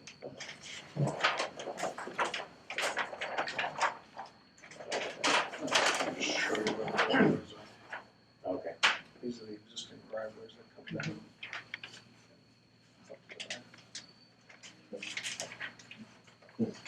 So, Marty, explaining the paper, can you back to that plan that you just had? Yeah, that one. So, explain to the board again what we're saying about the vernal pool and then the wetland surrounding. Yeah, so the vernal pool on this, the certified vernal pool is that dark hatched Right. area right there. Right. we believe based on our site inspection that it's much larger than that. Okay. When Natural Heritage certifies a vernal pool, they don't certify the boundary. And the ORAD, the commission issued, also didn't confirm any wetland, any vernal pool boundary. So we need to square that away Right. before. But you said something about outstanding Oh. resource water. Oh, yeah. What does all that mean to the board? Okay, so a certified vernal pool is considered a Class B outstanding resource water, which has different regulations that protect it. But in the Wetlands Protection Act, the stormwater standards provides For increased requirements in terms of, in other words, you're not able to just maintain the minimum setbacks. Your requirement is to maximize the protection, maximize the setback, to maximize the potential treatment associated with the stormwater in the area of the vernal pool. I just wanted that to get clarified for the board, so everybody understood what we were talking about. I'm good at this point, I don't see any, I don't see any more issues that I can point out. Board all set? Questions? No. Okay, anybody in the audience have any questions? And you, Yes, one at a time. Wayne Boyd. Up. Go ahead. Carol Gordon, 333 Concord Street. Okay. I have two concerns. You mentioned those two vernal pools that are not certified. Will they be certified so that there is a protection on the books, so to speak? Somebody would need to do that. Go ahead. Sure, I can just address that. The regulations under the bylaw are actually more protective of vernal pools than the State Wetlands Protection Act is. So under the State Wetlands Protection Act, the vernal pool protection only extends out to the edge of the resource area. So under the Wetlands Protection Act, it would only extend out to the limit of the bordering vegetated wetland. But under the bylaw, they put 100-foot vernal pool habitat on there and then a 25-foot no disturbance buffer. Now, that one's been Right, there and but- certified a long time ago. Right, These other two I mentioned, those are my concerns right. now. And under the bylaw, Yeah. they don't, under the state, those don't get any protection as a vernal pool, aside, from basic. But under the bylaw, those have those same protections. So under the bylaw, those vernal pools are protected. They are protected? Yes. Okay. And my second question is, well, you mentioned the culvert under the driveway. Actually, as you look at 365, to the left, at least there was, I haven't been over there in a little while, there used to be a swamp, if you will, over in there. A fairly wet area, I used to ice skate in there. There was enough water in the winter to ice skate over there. So anyway, where are we here? The driveway is over here. This is my property. From that swamp, there is a very small brook that bisects my property and this right at the back. And So that was actually it picking runs up up. It doesn't show well on the map, Yeah. but there is a stream there. It does get dry during the summer, many years. This year, it did not. But I am concerned with the flow of water and that driveway and the swamp that used to be there. Is that the area perhaps that was filled? I don't think so, no. You don't think so? Okay, No, but we are investigating that pipe, okay. that was mentioned Yeah, but because earlier. the brook runs under there, it would have been put there I for don't the think brook that we to. knew that. Well, we knew the pipe was there. Right. There's pipes in there, Yeah. but we don't know where it goes to. Yeah. So we'll So, have to, so Well, if there is that's a stream where it on the goes, far yeah. side, we will, It runs across. we'll find out why that pipe's You there may and see what it it's on, actually doing. you may see it on these old maps, the So- maps that I have from the sewer department. Okay. Because they have a lot of streams Okay. on that. Thank you for mentioning. And you are? Yeah, Wayne Boyd, I'm at, 343 Concord. So you're the famous boy. You're the famous one. Let me just say one thing. So that's the email that I was talking about earlier. Oh, right. The phantom email that the Conservation Commission had that we didn't know about. Those are the boys and they're the ones who are emailing me. So I printed out your email from the beginning to the end and I gave it to the board so they can see what was going on. And that has been remedied, just so you know. Go ahead. So just also for clarification, that, as Carol said, that stream, the origins of that there's a pipe that goes under that driveway, and it goes under my property. It's on our property now. Yeah, And we don't, I mean, that's the way it was when we bought the house, but it then empties out at her property line. And then yeah, continues. and it goes out to French's Stream eventually. Okay. Okay, so the other question, the question I had was, gentlemen, I'm sorry, I don't remember your name, but you were talking about the land out behind being as open space, and it is adjacent and attached to other properties that are considered open space today. And you said that was planned to be permanent. So is that the way that this is going to be proposed, that space out there is going to be open space in perpetuity? Deeded that way. It's gonna be deeded that way? That's what my question is. I don't think it I've can asked be. this question several times. I don't think it can be.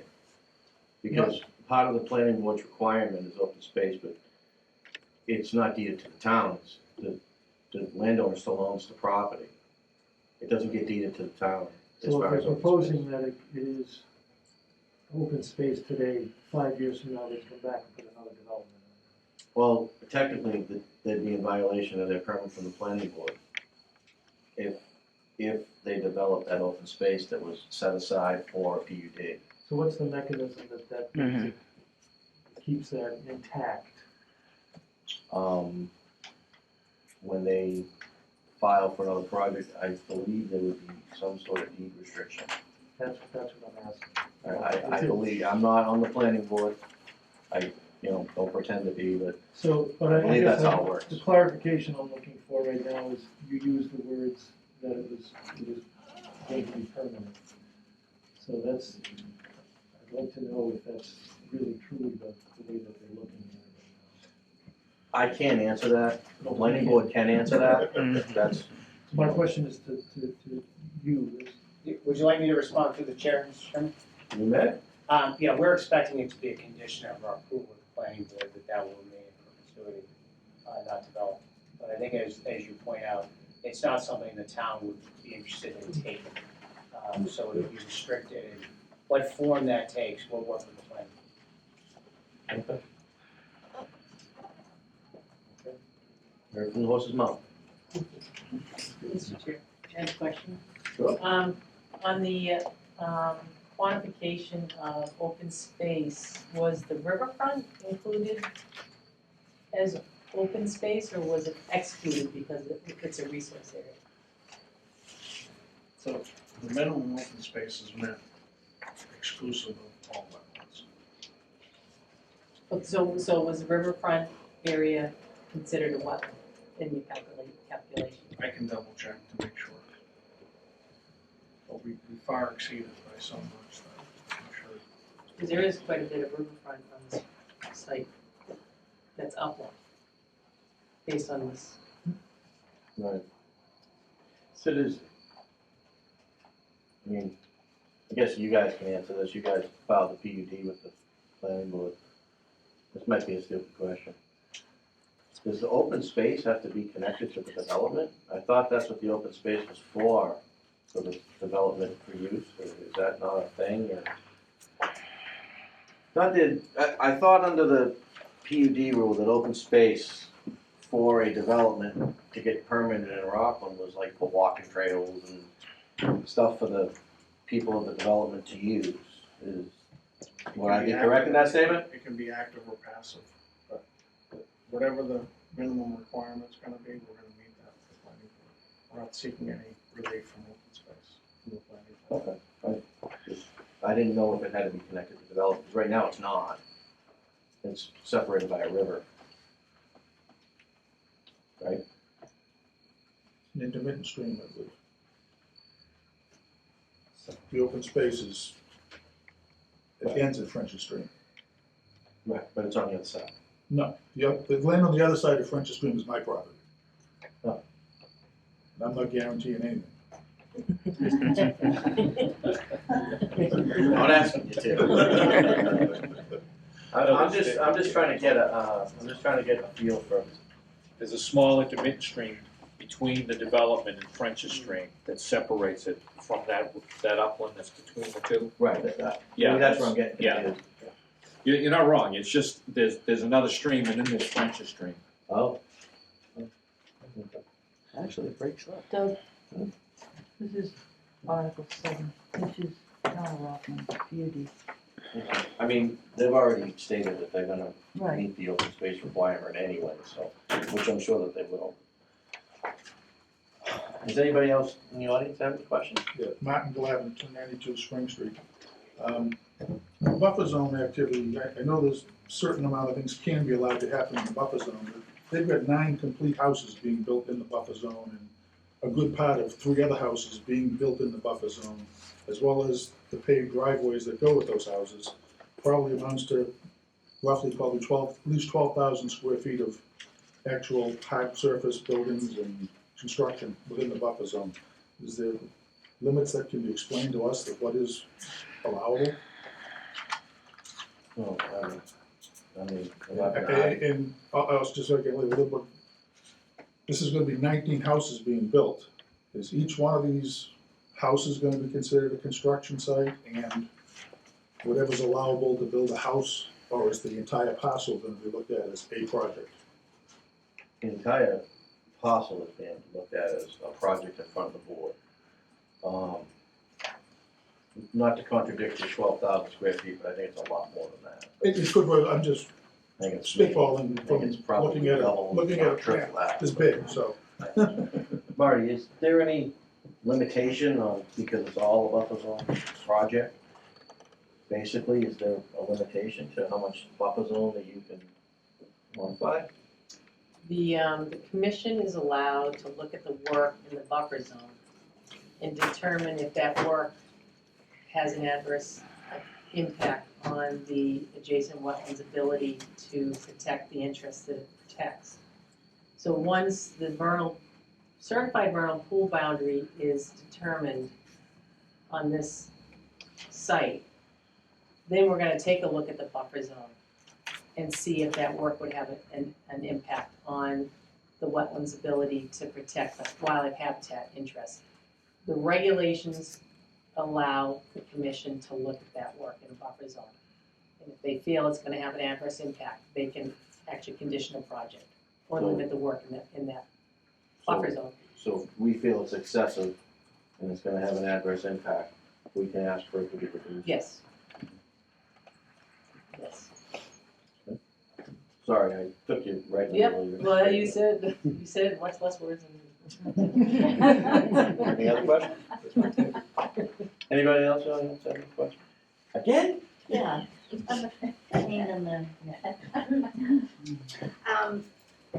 Gentleman on another project mentioned in case of an unexpected hurricane, and in view of what's going on in the news and storms, et cetera, are people that plan these projects concerned with infrastructure and so forth, because it seems we're going to be having more heavy rainstorms and so forth, and considering the wetlands on this project, as we go forward, perhaps it's going to get wetter up there. Look there, Actually, there is, I don't believe they've accepted the new stormwater yet. They have not. No, unfortunately, the department's dragging their feet on this one. But the stormwater, the amount of rainfall now that it's anticipated and associated with the storms have jumped from, I believe the 100-year storm has jumped from 7 inches to 9 inches for this little area. So you're gonna start seeing, NOAA has already issued their report, but I don't think the department has adopted it yet. But you'll see it, I believe it's NOAA 14, yeah. So are you saying that the restrictions or the limitations will get more? Will become more, yes. So Yeah, and the requirement, and the impacts in terms of the stormwater requirements to be able to protect against flooding associated with 100-year storm will also increase. So that is coming. But the big thing too with construction period impacts is they're gonna have to file with the EPA on what's known as a stormwater pollution prevention plan. So they will have certain requirements associated for erosion control and potential impacts associated with construction. This isn't the only permit they're going to need. They're going to need, just the local permits are not all by themselves. They do have a federal permit they're going to have. It's under the same, under what the construction. Why do they have to get a construction? Because they're subject to under the construction general permit. And anytime you modify or you alter more than an acre, and the modification on this parcel goes beyond the limits of the existing single-family residential, so certainly they're gonna fall into that. So they'll have to file a notice of intent with the EPA. I don't know that. Thank you. Well, we're gonna discuss it in the next meeting. Thank you. Are? Yes. Never gonna get out of here. Anybody else have any other questions? Okay. So, we got a lot to do, and this is certainly gonna be continued. If you could bring the green cards and a butters list next time. Actually dropped them, I gave them. I see Okay. them. Oh, look at you. That's efficiency. So I can mark that off, right? So, is October 12th gonna work, or is there gonna be more time needed for this? I would like to not have all these hearings on the 12th, but, yeah. Well, the applicant is gonna be submitting their response to our comments, so I don't know when they'll submit. Then we'll need. How much time do you guys need to respond to Yeah, Bailey? we're very close, so we wanted to come and present to you this evening before, we didn't want to deliver a late set of comments and have these guys not have any chance to look at them and come to the hearing. We have the checks already cut for the additional fees and transmittal form done, so we expect to have it in the near term. So we'd like to hold on to the 12th if possible. That's fine. Okay, so a motion to continue this hearing until October 12th. So moved. All in favor? Thank you very much. We will see you guys on the 12th. Thank you. Appreciate it. Thank you.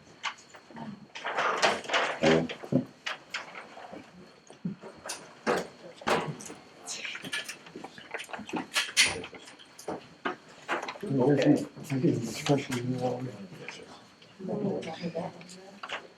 I didn't. Well, I know they built that first house, but one of those guys was the champion. Should've yelled at him, Lonnie said.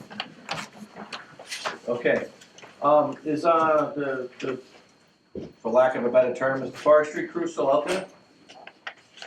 There's somebody out there. I think they might be. I don't think so. Because we're gonna go over the Moynihan rank, and Oh, yeah. Yes. Forestry.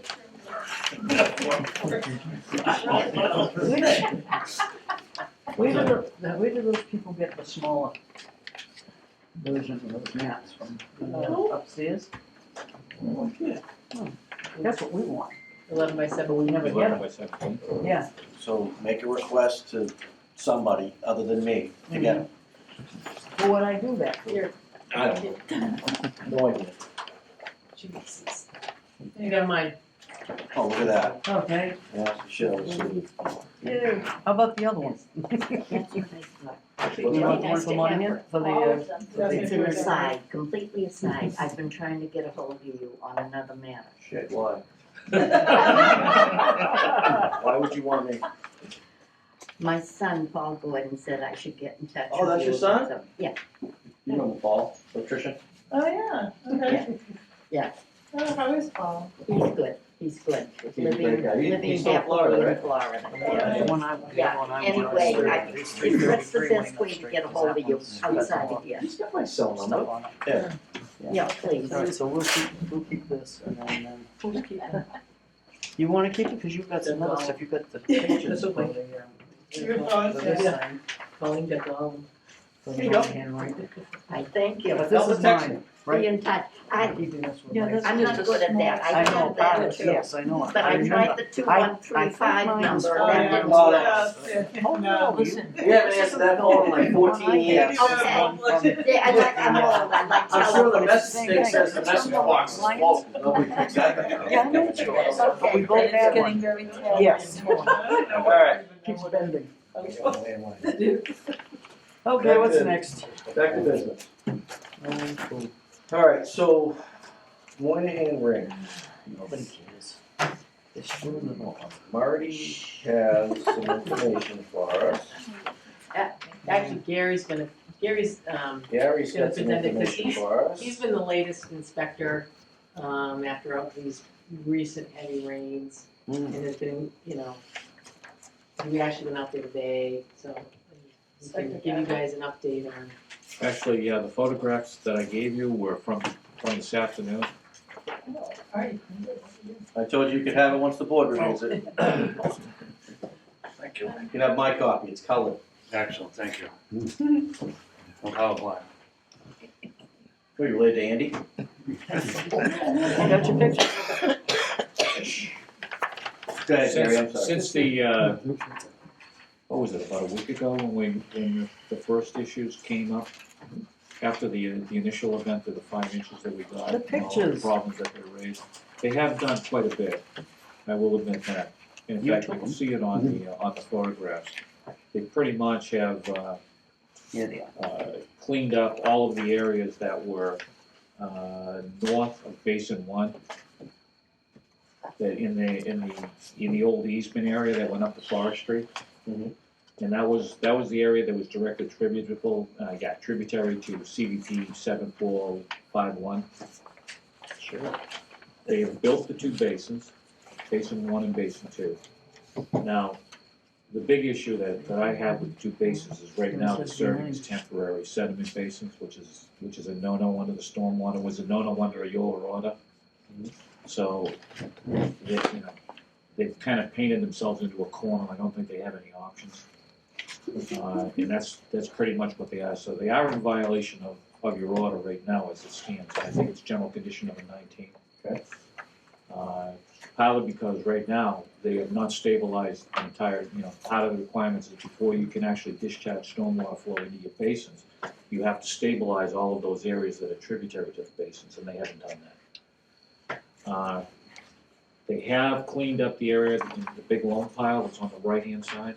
Yeah, massive. Yeah, it is massive. But they have created a buffer on that backside. So they have created, although that area was actually upgrading of it.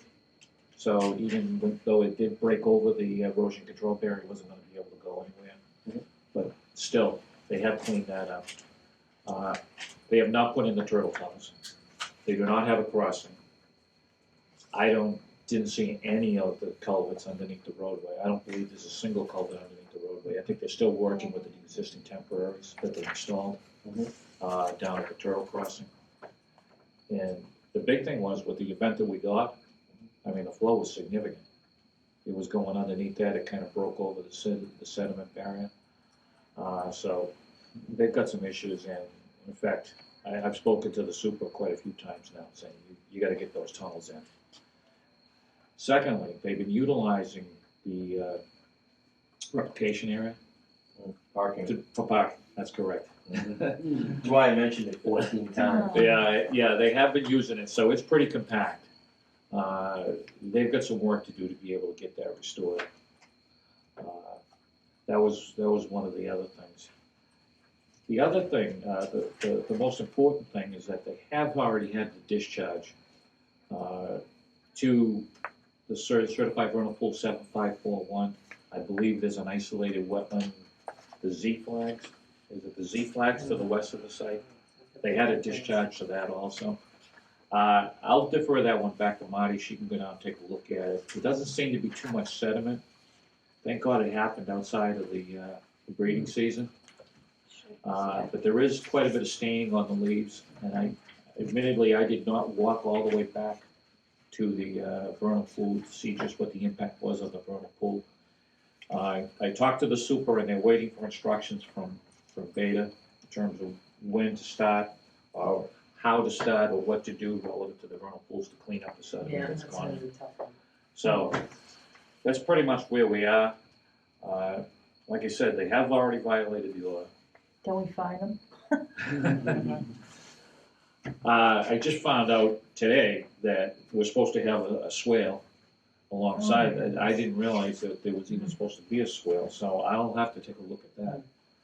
I think it is flowing down through there, but I think the only thing holding it in terms of into that area is the erosion control measures, so I'll take a look at that and see if in fact the existing topography matches what the intent of, what the design intent was to make sure it's gonna stay on this parcel. And the other thing too, one other thing, there is, you'll notice, and Jonathan noted on one of the reports, there is a trail that goes off of this roadway that goes back down to the academy site that they recently used. I don't know why they did or what they were doing down there, but there's a trail that goes off down in there. That's not their property. Well, Ruts? yeah, there are ruts down in there. There's definitely equipment ruts back down here that are over the side of the, beyond the limits of the erosion control measures. And we've commented on, we're really not sure, it's hard to tell where exactly it is relative to the wetlands. I don't know if it's inside the buffer, inside the 25-foot, we don't know where it is. And we've asked them to explain. And you'll see that's in one of the memos that we gave you. So, the only good thing I can say is that the foundation is being poured. Great. That's great. That's good. Yeah. Can't get there. So we drafted a notice of violation letter that basically memorializes what Gary just said, putting them on notice that they have violated certain special conditions and general conditions. That's the order.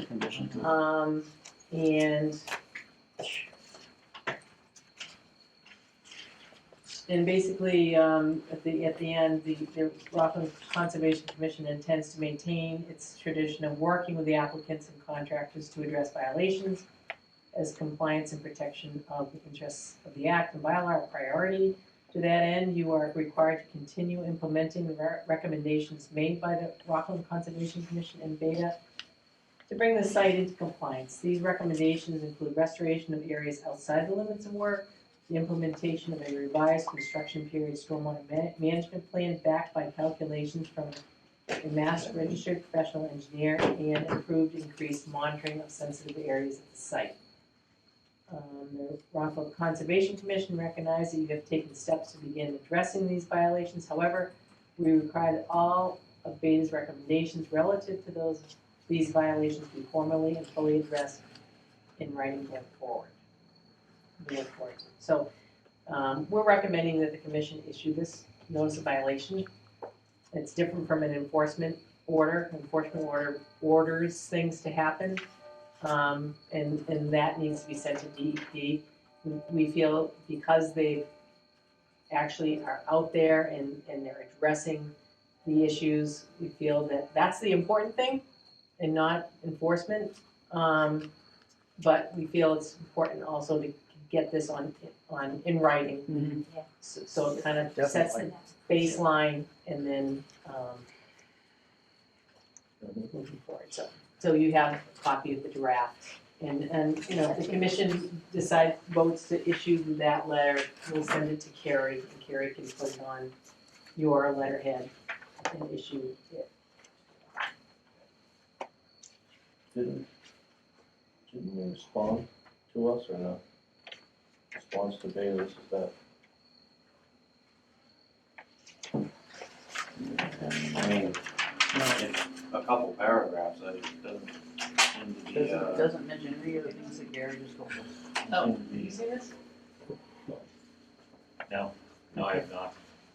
But again, August 26th, it's a. That's from the copy. But again, I think that Gary's site inspection today confirms still that whatever we drafted in this letter is applicable. Did they file a construction sequence with us? Remember? Yeah, that, well, yes, because it was, phase one was the road and the crossing and the wetland replication area, I believe. But the order wasn't specific to, you have to, you know, during phase one, you had to construct the wetland replication area. But the order did say it had to be done by fall of 2021. Alright, so we have this, notice of violation. Yes. Marty and I spoke about this earlier. Step one in this, project. I didn't know the pipes were in, I didn't know that box culvert wasn't in, I didn't know that the turtle crossings were, I didn't know any of that. The, I think it was the spring, they came to the commission and they said they can't, because they can't put them in because they can't get the materials they ordered, and Like- because of COVID. Like everybody used that for an Yeah. excuse, but. Yeah, So, can you, That would have been a Zoom meeting, I don't remember that. can you modify that notice of violation and put something in there that says the turtle crossings, the pipes across the road, and the wetlands replication area, which I've made clear a million times with these people, must be completed right away, and I say we give them, not for the wetlands replication area, because they have to the end of the year, but for the pipes across the road and the crossings, I mean, it's probably not realistic, but I say we give them 30 days, and that's it, and then they'll get an enforcement order. And That sounds good to me. and then, you know, and then all hell will break loose when we do that, so. Oh, I like it. What do you think, Marty? Does that seem, I mean, you know, enough's enough, I guess. well, they could put It's been a temporary while. crossings in, just to alleviate the flooding, and, you know, the diversion of this water onto, you know, in the direction it's going currently, at least they could do that. Is that Well, at something? least they can possible? complete the road.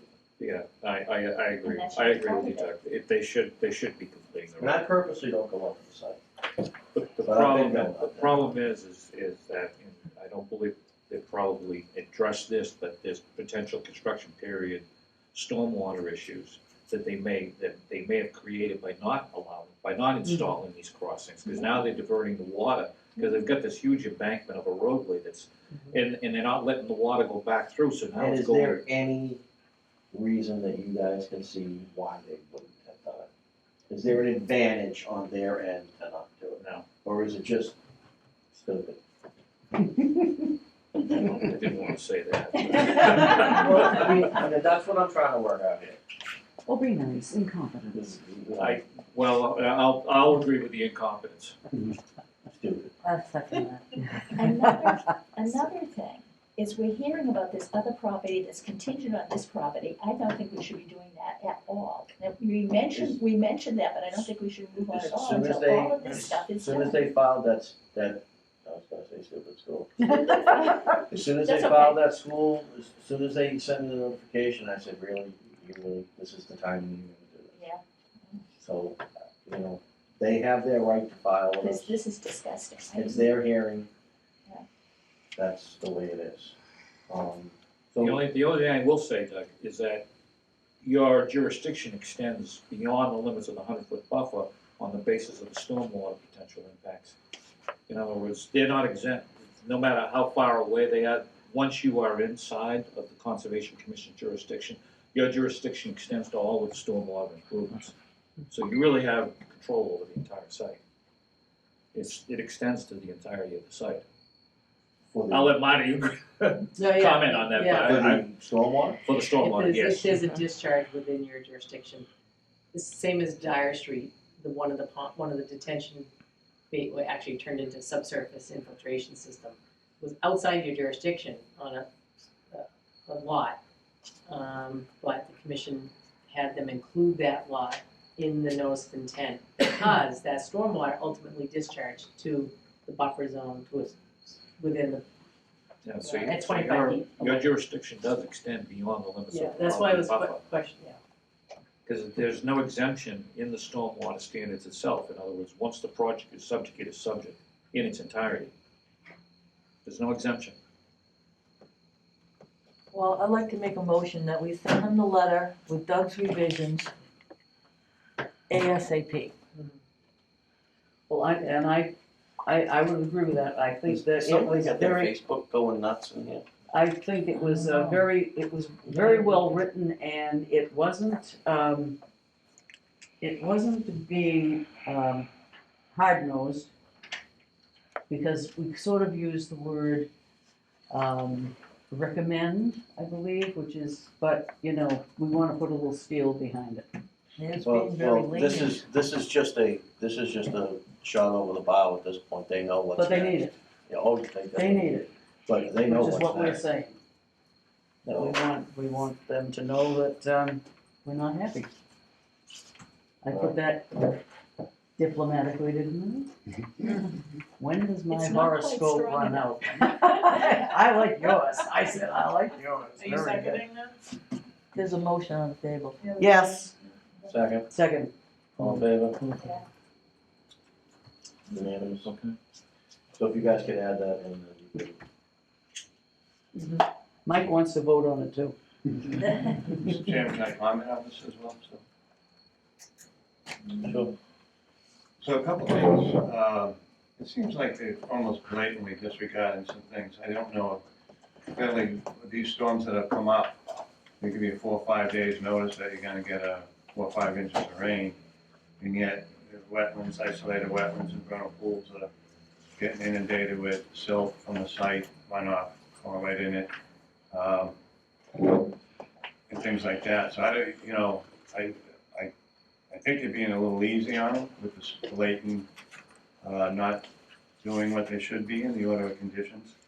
I know, I was informed that, Cedar Swamp, that I was very concerned with during the permitting process, you know, it doesn't take much of the pH changes in the Cedar Swamp and it wipes it right out. They only grow in certain areas, under certain soil conditions, and what I was told, it was basically a stream flowing right into the Cedar Swamp. And, you know, this was days after the storm, so I'm assuming there's some major, Do you want a copy like that? you know, problems with the Cedar, you know, I don't know what you can do about it at this point with silt and Cedar Swamps. What do you do with silt in vernal pools and wetlands? Now that it's inundated with all the silt and dirt and mud. From soils, you really don't even know where the You soils can't, come from. that really fine stuff that you can't really So we'll get try out of that there, out. but I will say that fall is coming, these will drop. This is what she's You proposing know, to do probably on top of the silt, and we'll just, you know, start with the pictures, because I saw the pictures, you know. healing itself, I Yeah. guess, because, you know, you can't, like that. it's almost impossible to, vacuum up or clean up that's real fine stuff. Is it impossible to prevent it when you know a storm's coming?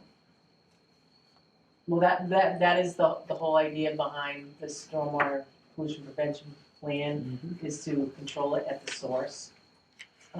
Which is what they weren't doing. And Exactly. now they seem to be at least, providing attention to controlling it at the source. However, they're using the proposed basin areas for their, and that's gonna be a whole nother problem, because now when they actually finish their basin, they're gonna have to remove quite a bit of material to ensure that basin infiltrates. Yeah, because they are designed as infiltration. Yeah, so I mean, they're, Oh, yeah, I gave Mike mine, didn't I? you know, that's a whole nother. I give it back to you if you want to email me it. No, that's all right, we have one for the file, that's all that matters. So again, in my opinion, it sounds like blatant disregard of the order of conditions and anything that the stormwater regs are supposed to prevent. There's all this infiltration of, inundation of silt and mud into wetlands and vernal pools and cedar swamps. I don't know how you'd still remedy your cedar swamp when the soil is changing.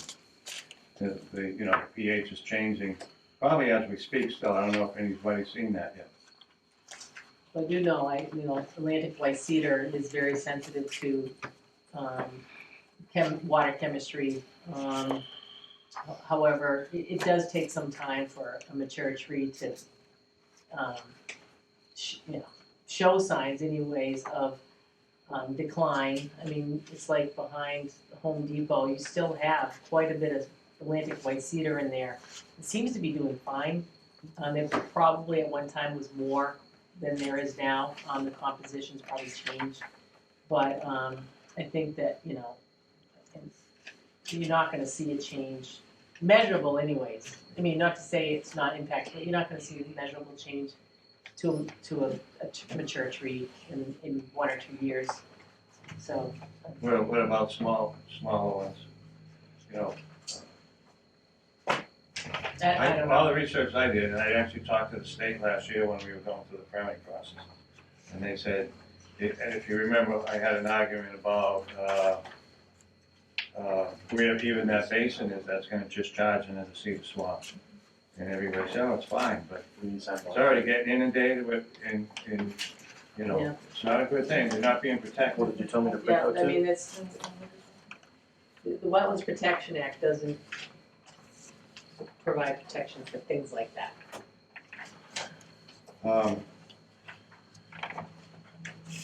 So I don't know, from the back of the Fraser property, is the silt fence intact on the roadway? I've seen trees across the silt fence. Yes. Down trees are gone? The down trees are gone, yes. You can see them, they're pretty much stacked up on the other side of the fence. So they ran some track machines into the academy property, we did some testing. Yep. In the ruts in there, It's took a lot of still that sheet flow and ran it into their property and across the Fraser property. So that, they're taking water now, has that been repaired yet? Because that's been there for months. No, it's still, the ruts are still there. Can I ask when the last time Beta was out there to look at the property? I was out there this afternoon. When, before that? The day after we got 5 inches. Last week? When Last was week. that? I don't know. We got 377, my neighbor's the weatherman in Rockland. 377? That's right. Okay. Yeah, I'll agree. Our friend No, he George. does it for the news and everybody. Oh, you know. yeah. George Anderson. I mean, we've been out there, 9/3, These are the cedar trees. looks like, the 3rd, September 3rd may have been, and then Gary's been out there since, but we don't have formal inspection reports. No, we should be getting the SWIP reports from LEC. I think No, if I could comment, and I don't mean to beat you guys up because I have a lot of respect for you guys, but at the last meeting, the update was mentioned, no, we haven't been out there, but they send us reports. And with what's going on out there with them, disregard of a lot of things, clearly we can't rely on the contractor's report, the developer's reports. So I would suggest, if I could, to the Conservation Commission, to ask that Beta be out there way more often, especially when there's a storm event coming up. Because I don't think they're doing the right thing out there myself, but just from what I'm gathering at these meetings and stuff. So in response to that, Mike, I had, the person who was writing the reports,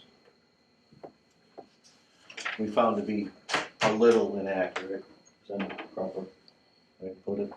So, Very diplomatic. I had them change to, what is the consultant now? Yeah, LEC. LEC is actually writing the reports now. But one thing you have to understand is it's not the Conservation Commission's job to go out there and police them. That's not our position to do that. Marty, can you explain that?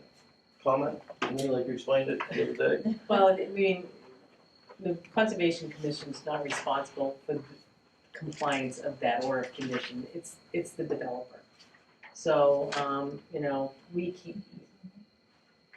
when we go out there and we identify that there's violations of the order, of course, we'll notify the commission, but the commission is not responsible. So, it's the developer. So, as I said earlier, we did identify the issues and, with their reporting and with the site, especially after the significant rain, and, provided the necessary guidance and, to them to fix it, because it wasn't gonna get fixed unless we provided the guidance. It appears now that they may have, I don't know, LEC, they're not engineers. You know, we're hoping that they're gonna be able to address some of this site drainage issues, but Gary's gonna stay on top of it, he's local, and be able to get out there more. And there's also, there's also to mention the fact that the applicant's funding Beta Group. So, you know, they're already paying somebody to be on site to monitor these things, whether it's accurate or not. That being said, it sounds like, I mean. Mike, we can't have somebody sitting out there on a park bench. No, but you do have an order of condition that does say that you have to conduct site inspections. That's what we for do. Compliance with the order of conditions. We do that. So how often would you do that? As often as we feel is needed. After a rain event, before a rain event? No, we're not gonna be sitting out there every time it rains. The applicant has to pay for that. Do you wanna pay for it? They're not in compliance, Doug, you read I the letter understand they're tonight, not in so compliance, they and may we have are to taking need, care of they need some that. more oversight, is my point. Well, like I said, it's not the board's place to sit there and watch the project. It's the applicant's place, not ours. So it's an honesty system, they just do the paperwork, get the permit, and then, you And then know, when the I hope COC they do it right. And then when the COC is filed, we check it. That's part of the process. I know your frustration, but you have to understand, we can't have somebody just sitting out there. We have never had a project that we've even had this many site visits on in my 20 years on this board. You know, we're doing everything we can. If it's not enough, then replace us. Doug, that's not my point, I'm not saying that. All right? There's been major rain events, and I don't think anybody's been out there since June. They file reports with us. Okay. They are professionals. They're required to do it. We can't go out there every single time it rains and just walk around and check everything. It's not, I understand. they're paying for that.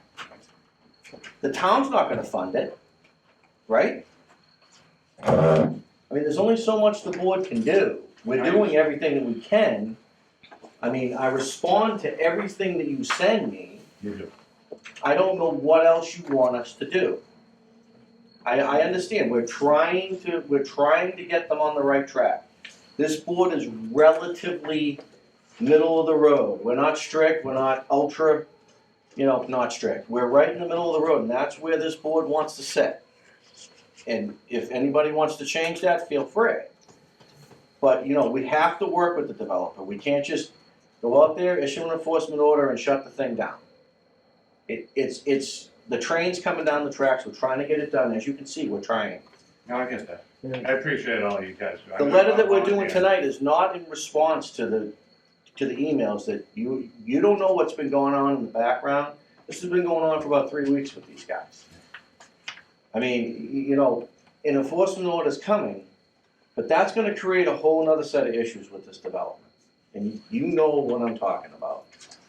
So, we're doing everything we can. I know that, I appreciate it. We're trying. You got my point, that's all.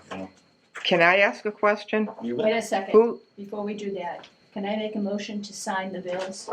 Yes, second. All in I was favor? gonna do that. Go ahead, Rick. Who does enforce them?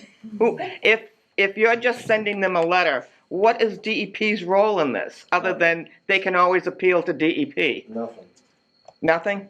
And that's one of the things that when this project, and I don't know, we should be talking about this too much without the applicant here, but that's one of the reasons that when this project was going on and we were talking back and forth and in our meetings, that if this went to the state, you'd see none of this.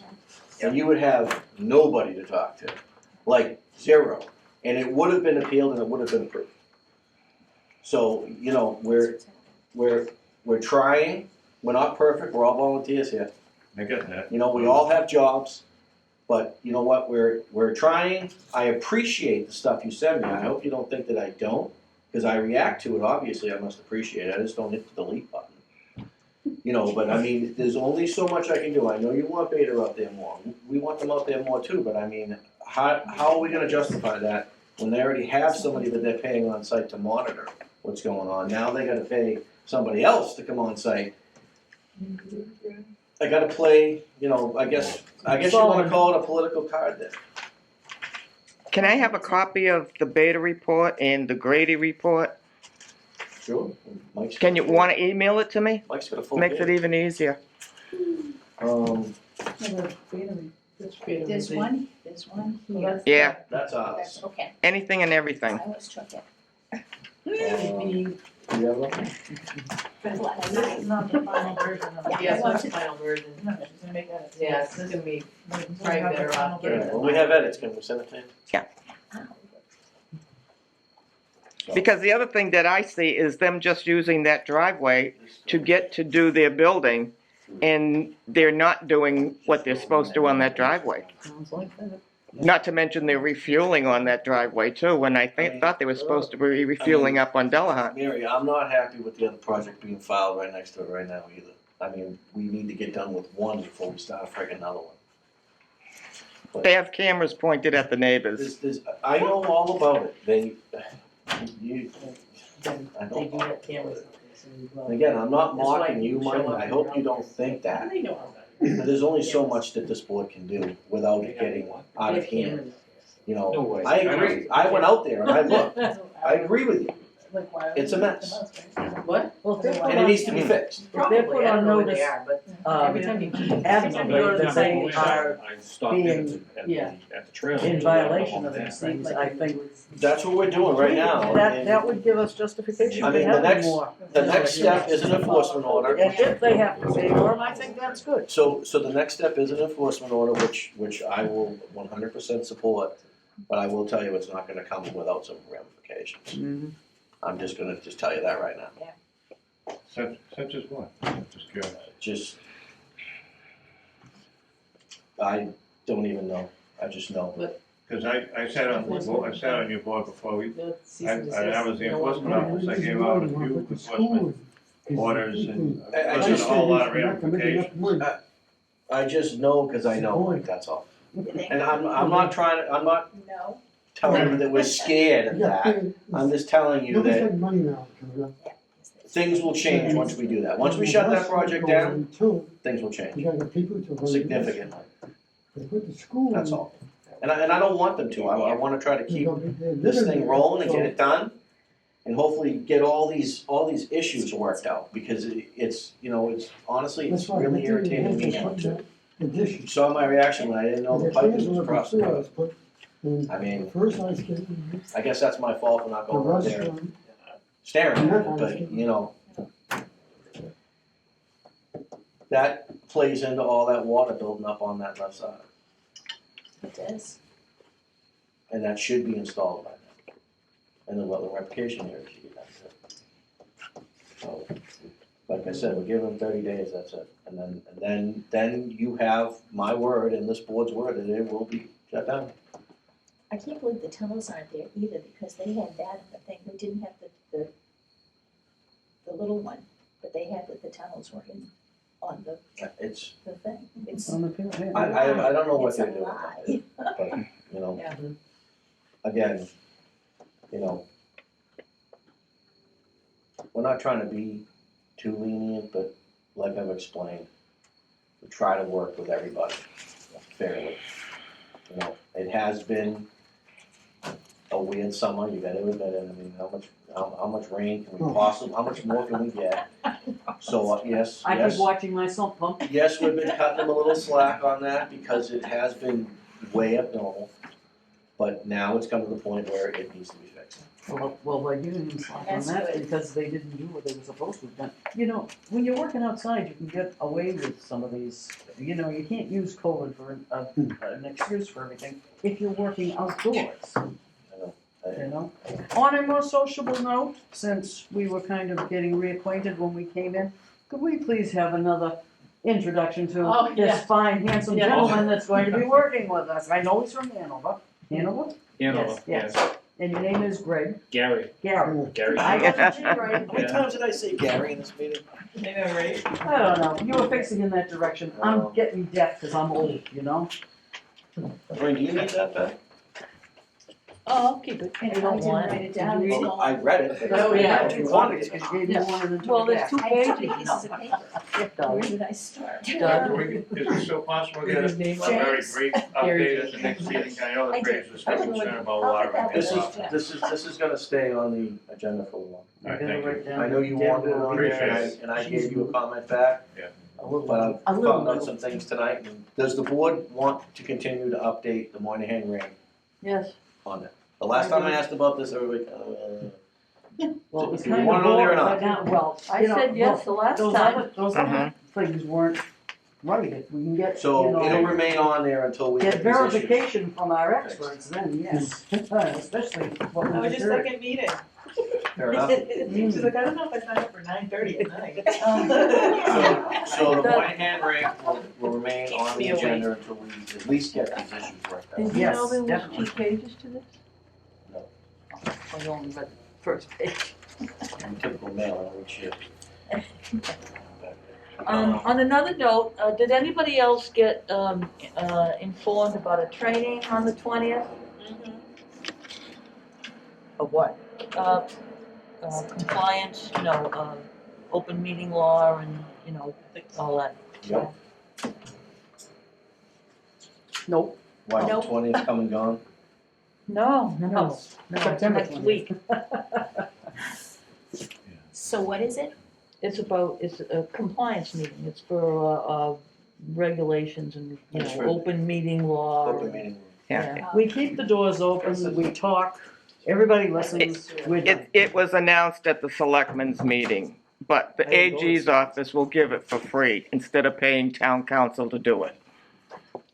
So you know, because they used to do it. I don't know why they can't do it in a Zoom meeting, we do everything else Zoom meetings. What? Oh, that would be good, a Zoom meeting, yeah, we could do it in a Zoom. That's what I mean, I don't I've understand. done Zoom trainings before. No. I'm just organizing my stuff. Does anybody Very else- do we have anything else? Nope. Motion to close the meeting? So did we take care of the bills? Yes, We took care I of the believe we bills. did, yep. Everything that went this way went back. We signed the, Yep. we signed We what we did. needed to sign for, Everything. Oh, yeah, you were gonna tell us about that. for, so, long story short, I think I already said this, but they won't accept just my signature on anything. Isn't that naughty? So from now on, that's out the door, even if we go back to lockdown, I'm not signing anything myself. Mm-hmm. Well, Because that was a pain in the ass. the orders that we issue that have to go to the registry of deeds can't be signed by you, but our bills and stuff can be signed by. Oh, the bills, yeah, I'm Yeah. talking about the important stuff, the bills, you know. It's clarifying, just in case. Very good. Okay, so that's all set, so, motion to adjourn. I already made it. Second? Second, Fail. third, fourth. All right, good meeting, everybody.